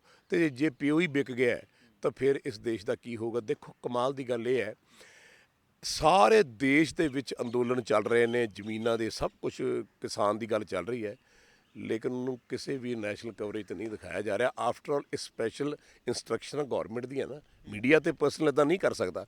ਸੋ ਜਦ ਤੁਸੀਂ ਐਸੇ ਰਾਜ ਥੱਲੇ ਜੀ ਰਹੇ ਹੋ, ਜਿਸ ਰਾਜ ਦੇ ਵਿੱਚ ਤੁਹਾਨੂੰ ਜੀਣ ਦਾ ਖੌਫ ਹੈ, ਮੀਡੀਆ ਨੂੰ ਵੀ ਖੌਫ ਹੈ। ਜੇ ਯਾਰ ਮੈਂ ਕੋਈ ਗਲਤ ਖਬਰ ਦਿੱਤੀ, ਕਈ ਬੰਦੇ ਹੈਗੇ ਆ ਜਿਹੜੇ ਖੁੱਲ੍ਹ ਬਿਲ ਕੇ ਸਾਹਮਣੇ ਆਉਂਦੇ, ਮੈਂ ਦੇਖੇ, ਮੇਰੇ ਕੋਲ ਆਏ ਵੀ ਹੈ। ਲੇਕਿਨ ਜੇ ਆਪਾਂ ਇਹੀ ਸੋਚਾਂਗੇ ਜੀ ਸਾਨੂੰ ਕੋਈ ਮਾਰ ਦੂਗਾ, ਸਾਡਾ ਬੰਦ ਕਰ ਦੂਗਾ ਚੈਨਲ, ਸਾਡੇ ਨਾਲ ਧੱਕਾ ਹੋਊਗਾ, ਸਾਡੇ ਮਾਂ-ਬਾਪ, ਸਾਡੇ ਬੱਚੇ, ਜਦ ਆਪਾਂ ਇਹੀ ਸੋਚਾਂਗੇ ਫਿਰ ਆਪਣਾ ਕੀ ਫਾਇਦਾ। ਮੈਨੂੰ ਇਸ ਚੀਜ਼ ਦਾ ਬਹੁਤ ਦੁੱਖ ਹੈ ਕਿ ਸਾਡਾ ਜਿਹੜਾ ਐਡਾ ਵੱਡਾ ਮੀਡੀਆ ਸੀ ਉਹ ਵੀ ਗੌਰਮੈਂਟ ਦੇ ਹੱਥੀਂ ਵਿਕ ਗਿਆ। ਅੱਛਾ, ਤੁਸੀਂ ਲੰਬਾ ਟਾਈਮ ਆ ਜਿਹੜਾ ਉਹ ਅਦਾਕਾਰੀ 'ਚ ਵੀ ਰਹੇ ਹੋ ਔਰ ਕ੍ਰਿਕਟ ਦੇ ਨਾਲ ਵੀ ਰਹੇ ਹੋ, ਹੁਣ ਵੀ ਜੁੜੇ ਹੋਏ ਹੋ। ਤਾਂ ਕੁਛ ਆਰਟਿਸਟ ਸੀਗੇ ਜਿਸ ਤਰ੍ਹਾਂ ਦੇ ਨਾਲ ਦਲੇਰ ਮਹਿੰਦੀ ਸੀਗੇ, ਉਹਨਾਂ ਨੂੰ ਲੋਕਾਂ ਨੇ ਆ ਜਿਹੜਾ ਟ੍ਰੋਲਿੰਗ ਹੋਈ ਆ, ਇਹਦੇ ਨਾਲ ਹੋਰ ਵੀ ਕਈ ਬੰਦੇ ਸੀਗੇ ਜਿੱਦਾਂ ਸਨੀ ਦਿਓਲ ਨੇਗੇ, ਤੁਹਾਡਾ ਕੀ ਪ੍ਰਤੀਕਿਰਿਆ ਦੇ ਬਾਰੇ? ਮੈਨੂੰ ਸਭ ਤੋਂ ਵੱਡਾ ਦੁੱਖ ਕਿਸੇ ਦਾ ਨਹੀਂ ਹੈਗਾ, ਕਿਉਂਕਿ ਮੈਂ ਸਾਰਿਆਂ ਦੀਆਂ ਕੁੰਡਲੀਆਂ ਜਾਣਦਾ ਕੌਣ ਕੀ ਹੈ। ਲੇਕਿਨ ਜਦ ਸਨੀ ਗੁਰਦਾਸਪੁਰੋਂ ਲੜ ਰਿਹਾ ਸੀ ਇਲੈਕਸ਼ਨ, ਤਾਂ ਮੈਨੂੰ ਇਸ ਗੱਲ ਦਾ ਬੜਾ ਚਾਅ ਸੀ ਕਿ ਧਰਮ ਭਾਜੀ ਦਾ ਬੇਟਾ, ਕਿਉਂਕਿ ਧਰਮ ਭਾਜੀ ਸਾਹਨੇਵਾਲ ਰਹੇ ਨੇ, ਆਪਣਾ ਪਿੰਡ ਨਾਲ ਹੀ ਹੈ, ਕਨੇਚ ਡਾਂਗੋ ਪਿੰਡ ਉਹਨਾਂ ਦਾ ਰਿਹਾ ਪਿੱਛੋਂ, ਜਿਸ ਘਰ 'ਚੋਂ ਵਿਆਹੇ ਗਏ ਉਹ ਬੜੇ ਜੱਟਾਂ ਦਾ ਘਰ ਹੈ, ਪ੍ਰਕਾਸ਼ ਭਾਬੀ ਜੀ ਜਾਂ ਉਹਨਾਂ ਦੇ ਬ੍ਰਦਰ, ਇਹਨਾਂ ਦੇ ਮਾਮੇ, ਉਹ ਮੈਂ ਸਾਰਿਆਂ ਨੂੰ ਜਾਣਦਾ। ਔਰ ਸਨੀ ਵੀ ਇੱਥੇ ਪੈਦਾ ਹੋਇਆ, ਉਹਦਾ ਖੂਨ ਪੰਜਾਬੀ ਖੂਨ ਹੈ। ਔਰ ਮੈਨੂੰ ਇਹ ਪੱਕੀ ਉਮੀਦ ਸੀ, ਮੈਂ ਕਹਿ ਵੀ ਰਿਹਾ ਸੀ, ਮੈਂ ਕਿਹਾ ਹੋਰ ਕੋਈ ਬੋਲੇ ਨਾ ਬੋਲੇ, ਮੈਂ ਕਿਹਾ ਸਨੀ ਜ਼ਰੂਰ ਖੜਾ ਹੋਊਗਾ, ਜੇ ਸਨੀ ਨਾ ਖੜਾ ਹੋਇਆ ਤਾਂ ਧਰਮ ਭਾਜੀ ਜ਼ਰੂਰ ਖੜੇ ਹੋਣਗੇ। ਔਰ ਮੈਨੂੰ, ਕਿਉਂਕਿ ਦੁੱਖ ਤੁਹਾਨੂੰ ਉਸ ਬੰਦੇ ਦਾ ਲੱਗਦਾ ਜਿਸ ਬੰਦੇ ਨਾਲ ਤੁਹਾਨੂੰ ਪਿਆਰ ਹੁੰਦਾ ਹੈ, ਸਤਿਕਾਰ ਹੁੰਦਾ ਹੈ। ਧਰਮ ਭਾਜੀ ਉੱਤੇ ਮੈਨੂੰ ਬੜਾ ਮਾਣ ਹੈ, ਸਨੀ ਉੱਤੇ ਬੜਾ ਮਾਣ ਹੈ। ਜਿੱਥੋਂ ਮਤਲਬ ਮੈਨੂੰ ਉਮੀਦ ਸੀ ਵੀ ਹੋਰ ਹੋਵੇ ਨਾ ਹੋਵੇ, ਵੀ ਸਨੀ ਇਹੋ ਜਿਹੇ ਫੈਮਿਲੀ ਬਿਲੋਂਗ ਕਰਦਾ, ਉਹ ਉੱਠ ਕੇ ਹੋ ਸਕਦਾ ਸੰਵਿਧਾਨ ਪਾੜ ਕੇ ਸਿੱਟ ਹੀ ਦਿੰਦਾ ਕਿ ਮੈਨੂੰ ਮਨਜ਼ੂਰ ਨਹੀਂ ਹੈ, ਮੈਨੂੰ ਇਹ ਪਾਰਟੀ ਵੀ ਮਨਜ਼ੂਰ ਨਹੀਂ ਹੈ, ਜੇ ਤੁਸੀਂ ਮੇਰੀ ਧਰਤੀ ਮਾਂ ਨੂੰ ਨੰਗਾ ਕਰਨਾ ਹੈ। ਮੈਂ ਉਹ ਤੋਂ ਐਕਸਪੈਕਟ ਕਰਦਾ ਸੀ, ਮੈਂ ਹੁੰਦਾ ਮੈਂ ਜ਼ਰੂਰ ਕਰਦਾ, ਮੈਂ ਛੱਡ ਕੇ ਰਿਜ਼ਾਈਨ ਕਰਕੇ ਆ ਜਾਂਦਾ ਔਰ ਬੁਲੰਦ ਆਵਾਜ਼ ਨਾਲ ਕਹਿੰਦਾ ਮੈਂ ਪਾੜਿਆ ਹੈ, ਮੈਂ ਪੰਜਾਬੀ ਤੁਹਾਡੇ ਰਹਿਣਾ ਤੇ ਕਦਮਾਂ ਦੇ ਵਿੱਚ। ਇਸ ਚੀਜ਼ ਦਾ ਮੈਨੂੰ ਬਹੁਤ ਦੁੱਖ ਹੈ। ਔਰ ਦੁੱਖ ਜਿਹੜਾ ਉਦੋਂ ਹੁੰਦਾ ਹੈ ਜਦ ਤੁਸੀਂ ਆਪਣੇ ਰਹਿਨੁਮਾ ਜਿਹੜੇ ਬੰਦੇ ਆ, ਜਿਨ੍ਹਾਂ ਨੂੰ ਤੁਸੀਂ ਜਿਤਾ ਕੇ ਭੇਜਦੇ ਹੋ, ਬਾਕੀਆਂ ਦੇ ਜਿਹੜੇ ਤੁਸੀਂ ਨਾਂ ਲਏ ਆ ਉਹ ਪੰਜਾਬ ਦੇ ਵਸਿੰਦੇ ਹੈ ਨਹੀਂ, ਉਹ ਪੰਜਾਬ ਤੋਂ ਜਿੱਤ ਕੇ ਨਾ ਇਲੈਕਸ਼ਨਾਂ ਪੰਜਾਬ 'ਚੋਂ ਨਹੀਂ ਲੜੀਆਂ, ਪਰ ਜਿਹੜੇ ਪੰਜਾਬ 'ਚੋਂ MPs ਗਏ ਨੇ, ਪੰਜਾਬ ਦੇ ਜਿਹੜੇ ਮੰਤਰੀ ਨੇ, ਪੰਜਾਬ ਦੇ ਜਿਹੜੇ ਕਹਿਣ ਵਾਲੀ ਆਪਣੀ ਗਵਰਨਮੈਂਟ ਹੈ ਜਾਂ ਆਪੋਜੀਸ਼ਨ ਹੈ, ਐਟਲੀਸਟ ਉਹਨੂੰ ਸਾਰਿਆਂ ਨੂੰ ਇਕੱਠੇ ਹੋ ਕੇ ਇੱਥੇ ਕੀ ਕਰਦੇ ਫਿਰਦੇ ਹੈ, ਉੱਥੇ ਦਿੱਲੀ ਜਾ ਕੇ ਧਰਨੇ ਲਾ ਕੇ ਸਾਰਿਆਂ ਨੂੰ ਬੈਠਣਾ ਚਾਹੀਦਾ ਹੈ। ਔਰ ਜਦ ਇਹ ਬਿੱਲ ਪਾਸ ਹੋ ਰਿਹਾ ਸੀ ਉਦੋਂ ਤੁਸੀਂ ਸਾਰੇ ਸਾਈਨ ਕਰਿਆ ਹੈ, ਅਤੇ ਹੁਣ ਤੁਸੀਂ ਜ਼ਿੰਦਗੀ ਦੇ ਵਿੱਚ ਇਹ ਐਕਸਪੈਕਟ ਕਰਦੇ ਹੋ ਵੀ ਕੋਈ ਹੋਰ ਜਾਊਗਾ, ਉੱਥੇ ਜਾਓ ਨਾ ਦਿੱਲੀ, ਉੱਥੇ ਜਾ ਕੇ ਬੈਠੋ। ਸੋ ਜਿਹੜੀ ਕਲਾਕਾਰਾਂ ਦੀ ਤੁਸੀਂ ਗੱਲ ਕੀਤੀ ਹੈ, ਉਹਦਾ ਮੈਨੂੰ MPਆਂ ਤੋਂ ਬਹੁਤ ਦੁੱਖ ਹੈ। ਔਰ ਦੁੱਖ ਇੰਨਾ ਹੈ ਕਿ ਮੈਂ ਜਿਹੜਾ ਜ਼ਾਹਿਰ ਕਰਾਂ ਤਾਂ ਕਿਸ ਤਰ੍ਹਾਂ ਕਰਾਂ। ਲੇਕਿਨ ਚਲੋ ਤੁਸੀਂ ਕੀਤੀ ਹੈ ਨਾ, ਤੁਸੀਂ ਆਪਣੀ ਧਰਤੀ ਮਾਂ ਨਾਲ ਗੱਦਾਰੀ ਕੀਤੀ ਹੈ, ਤੁਸੀਂ ਆਪਣੀ ਧਰਤੀ ਮਾਂ ਨੂੰ ਛੱਡ ਕੇ ਇਹ ਕਹਿ ਰਹੇ ਹੋ ਕਿ ਜੀ ਬਿੱਲ ਬਿਲਕੁਲ ਠੀਕ ਹੈ ਜੀ, ਬਹੁਤ ਵਧੀਆ ਹੈ, ਜ਼ਿਮੀਂਦਾਰਾਂ ਨੂੰ ਸਮਝਣਾ ਚਾਹੀਦਾ ਹੈ, ਅਤੇ ਤੁਸੀਂ ਆਪਦੇ ਵੱਡ ਵਡੇਰਿਆਂ ਨੂੰ, ਆਪ ਦੇ ਹੀ ਉਹ ਲੋਕਾਂ ਨੂੰ ਜਿਨ੍ਹਾਂ ਦੇ ਤੁਸੀਂ ਜ਼ਮੀਨਾਂ ਦੇ ਵਿੱਚੋਂ ਜੰਮ ਕੇ, ਇਸ ਧਰਤੀ 'ਤੇ ਜੰਮ ਕੇ ਤੁਸੀਂ ਉਹਨਾਂ ਦੇ ਖਿਲਾਫ ਹੀ ਖੜ੍ਹੇ ਹੋ, ਤਾਂ ਫਿਰ ਕੀ ਕੀਤਾ ਜਾ ਸਕਦਾ। ਜਦ ਬਾੜ ਹੀ ਖਾਣ ਲੱਗੀ ਖੇਤ ਨੂੰ, ਤਾਂ ਫਿਰ ਆਪਾਂ ਕੀ ਕਰ ਸਕਦੇ। ਹਾਂ, ਇਹ ਗਲਤ ਫਹਿਮੀ 'ਚ ਨਾ ਰਵੇ ਕੋਈ, ਕਿਉਂਕਿ ਜਿੰਨਾ ਮੈਂ ਹਿਸਟਰੀ ਪੜ੍ਹੀ ਹੈ ਪੰਜਾਬ ਦੀ, ਹਿੰਦੁਸਤਾਨ ਦੀ, ਪੰਜਾਬ ਦੇ ਲੋਕ ਐਸੇ ਨੇ ਜੀ, ਮੈਂ ਤੁਹਾਨੂੰ ਦੱਸਦਾ, ਤੁਸੀਂ ਬਾਰਡਰਾਂ 'ਤੇ ਭਾਵੇਂ ਬੰਦੂਕਾਂ ਲਾ ਲਿਓ, CRP ਭੇਜ ਦਿਓ, ਮਿਲਟਰੀ ਭੇਜ ਦਿਓ, ਬੰਦੇ ਮਾਰਨੇ ਸ਼ੁਰੂ ਕਰ ਦਿਓ, ਜਿਵੇਂ ਔਰੰਗਜ਼ੇਬ ਕਰਦਾ ਸੀ, ਕੱਟਦਾ ਸੀ, ਵੱਢਦਾ ਸੀ ਤਲਵਾਰਾਂ ਨਾਲ, ਇਹਨਾਂ ਨੇ ਨਹੀਂ ਉਹ ਹਟਣਾ। ਜਿੱਥੇ ਇੱਕ ਮਰੂਗਾ ਉੱਥੇ 10 ਖੜੇ ਹੋਣਗੇ, ਜਿੱਥੇ 100 ਮਰਨਗੇ ਉੱਥੇ ਲੱਖ ਖੜੇ ਹੋਣਗੇ, ਜਿੱਥੇ ਲੱਖ ਮਰੂਗਾ ਉੱਥੇ 10 ਲੱਖ ਖੜਾ ਹੋਊਗਾ। ਇਹਨਾਂ ਨੂੰ ਹੱਥ ਪਾਓਗੇ।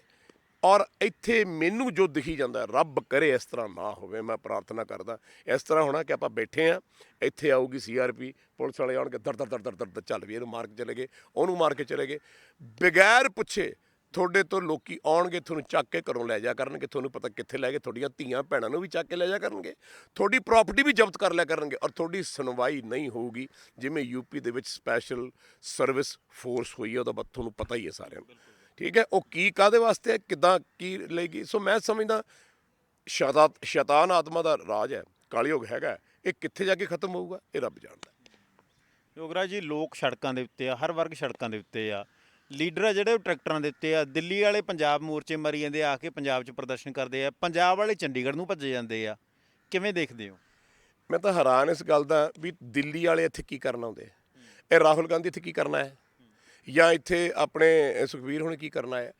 ਵੀ ਤੁਸੀਂ ਸਾਰੇ ਇਕੱਠੇ ਹੋ ਕੇ, ਰਾਹੁਲ ਨੂੰ ਚਾਹੀਦਾ ਜੇ ਇਹਨੇ ਕੁਝ ਕਰਨਾ ਹੀ ਹੈ ਵੀ ਤੂੰ ਦਿੱਲੀ ਬੈਠ ਤੇ ਸਾਰੇ ਨੂੰ ਬੁਲਾ, ਇੱਥੇ ਬੈਠ ਕੇ ਕੀ ਕਰੋਗੇ। ਹਾਂ, ਇੱਥੇ ਤਾਂ ਇਹ ਹੋ ਸਕਦਾ ਹੈ ਜਦ ਵੀ ਭਾਈ ਇਹ ਬਿੱਲ ਪਾਸ ਹੋਣ ਤੋਂ ਬਾਅਦ ਜਦ ਲੋਕੀ ਆਉਣ, ਉਦੋਂ ਤੁਸੀਂ ਉਹਨਾਂ ਨਾਲ ਕੀ ਸਲੂਕ ਕਰਨਾ ਤੁਹਾਨੂੰ ਪਤਾ। ਲੇਕਿਨ ਇਸ ਵਕਤ ਜਿਹੜਾ ਹੈ ਸਾਰੇ ਲੀਡਰਾਂ ਨੂੰ ਇੱਕ ਜਗ੍ਹਾ, ਸਾਰੇ ਬੰਦਿਆਂ ਨੂੰ ਇਕੱਠੇ ਹੋ ਕੇ ਦਿੱਲੀ ਜਾਣਾ ਚਾਹੀਦਾ। ਇੱਥੇ ਪੰਜਾਬ 'ਚ ਧਰਨੇ ਲਾਉਣ ਦਾ ਕੀ ਫਾਇਦਾ।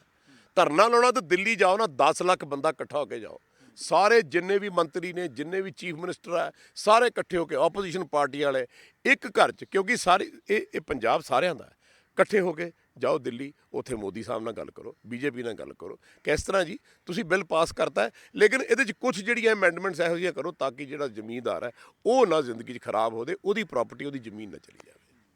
ਇੱਕ ਜੀ, ਸਰਸਾ ਦੇ ਵਿੱਚ 6 ਜਿਹੜਾ ਸੀਗਾ ਅਕਤੂਬਰ ਨੂੰ ਅੱਜ ਵੱਡਾ ਇਕੱਠ ਰੱਖਿਆ ਗਿਆ ਸੀਗਾ, ਬੜੇ ਆਰਟਿਸਟ ਵੀ ਪਹੁੰਚੇ ਨੇ, ਬੜਾ ਵੱਡਾ ਇਕੱਠ ਸੀਗਾ, ਹਰੇਕ ਤਰ੍ਹਾਂ ਦਾ ਤਬਕਾ ਜਿਹੜਾ ਉੱਥੇ ਪਹੁੰਚਿਆ। ਕੁਝ ਕੁ ਸਾਡੇ ਆਰਟਿਸਟ ਸੀਗੇ ਪੰਜਾਬੀ ਇੰਡਸਟਰੀ ਦੇ, ਉਹ ਉੱਥੇ ਗਏ ਪਰ ਉਹਨਾਂ ਨੂੰ ਬਾਰਡਰ ਦੇ ਉੱਤੇ ਰੋਕਿਆ ਗਿਆ, ਹੈਰਾਨ ਪਰੇਸ਼ਾਨ ਕੀਤਾ ਗਿਆ। ਬੇਸ਼ੱਕ ਉਹਨਾਂ 'ਚੋਂ ਕਈ ਚਲੇ ਵੀ ਗਏ, ਕਈ ਹੋ ਸਕਦਾ ਜਿਹੜਾ ਉਹਨਾਂ ਨੂੰ ਉੱਥੇ ਇੰਤਜ਼ਾਰ ਕਰਨਾ ਪਿਆ ਹੋਵੇ। ਕਿਵੇਂ ਦੇਖਦੇ ਹੋ ਇਹਨੂੰ? ਚਲੋ ਤੁਸੀਂ ਬਾਰਡਰ ਤੇ ਨਹੀਂ ਜਾ ਸਕਦੇ, ਰੋਕਣਗੇ, ਉਹਨਾਂ ਦਾ ਇਹ ਉਹਨਾਂ ਦੀ ਡਿਊਟੀ ਹੈ, ਕਿਉਂਕਿ ਹੁਣ ਦੇਸ਼ ਦੇ ਵਿੱਚ ਉਹ ਡੈਮੋਕ੍ਰੇਸੀ ਵਾਲੀ ਗੱਲ ਨਹੀਂ ਹੈ, ਡਿਕਟੇਟਰਸ਼ਿਪ ਆ ਗਈ ਹੈ ਇੱਥੇ। ਤਾਂ ਹੁਣ ਜਿਹੜਾ ਤਖਤ ਤੇ ਬੈਠਾ ਉਹਦੇ ਰਾਜ ਹੈ, ਇਸ ਤਰ੍ਹਾਂ ਹੀ ਚੱਲਣਾ।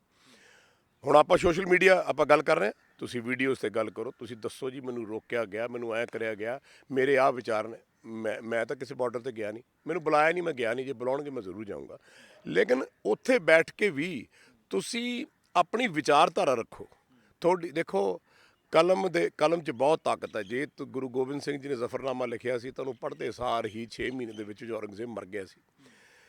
ਤੁਸੀਂ ਆਪਣਾ ਪ੍ਰਦਰਸ਼ਨ ਕਰੋ, ਜਾਓ, ਜ਼ਰੂਰ ਕਰੋ। ਨਹੀਂ ਹੈ ਤਾਂ ਤੁਹਾਡੇ ਕੋਲ ਮੀਡੀਆ ਨਾ, ਤੁਹਾਡੇ ਵਰਗੇ ਚੈਨਲ ਹੈਗੇ। ਹੁਣ ਮੈਂ ਕਿੰਨਾ ਕੁ ਗਿਆ, ਮੈਂ ਤਾਂ ਇੱਕ ਰੈਲੀ ਅਟੈਂਡ ਕਰਕੇ ਆਇਆ ਮੋਗੇ, ਲੇਕਿਨ ਮੈਂ ਸੁਨੇਹਾ ਪਹੁੰਚਾਤਾ ਸਾਰੀ ਦੁਨੀਆ ਦੇ ਵਿੱਚ ਵੀ ਮੈਂ ਆਪਣੇ ਪੰਜਾਬ ਦੀ ਧਰਤੀ ਤੇ ਪੰਜਾਬ ਦੇ ਕਿਸਾਨਾਂ ਤੇ ਪੰਜਾਬ ਦੇ ਲੋਕਾਂ ਦੇ ਨਾਲ ਖੜਾ।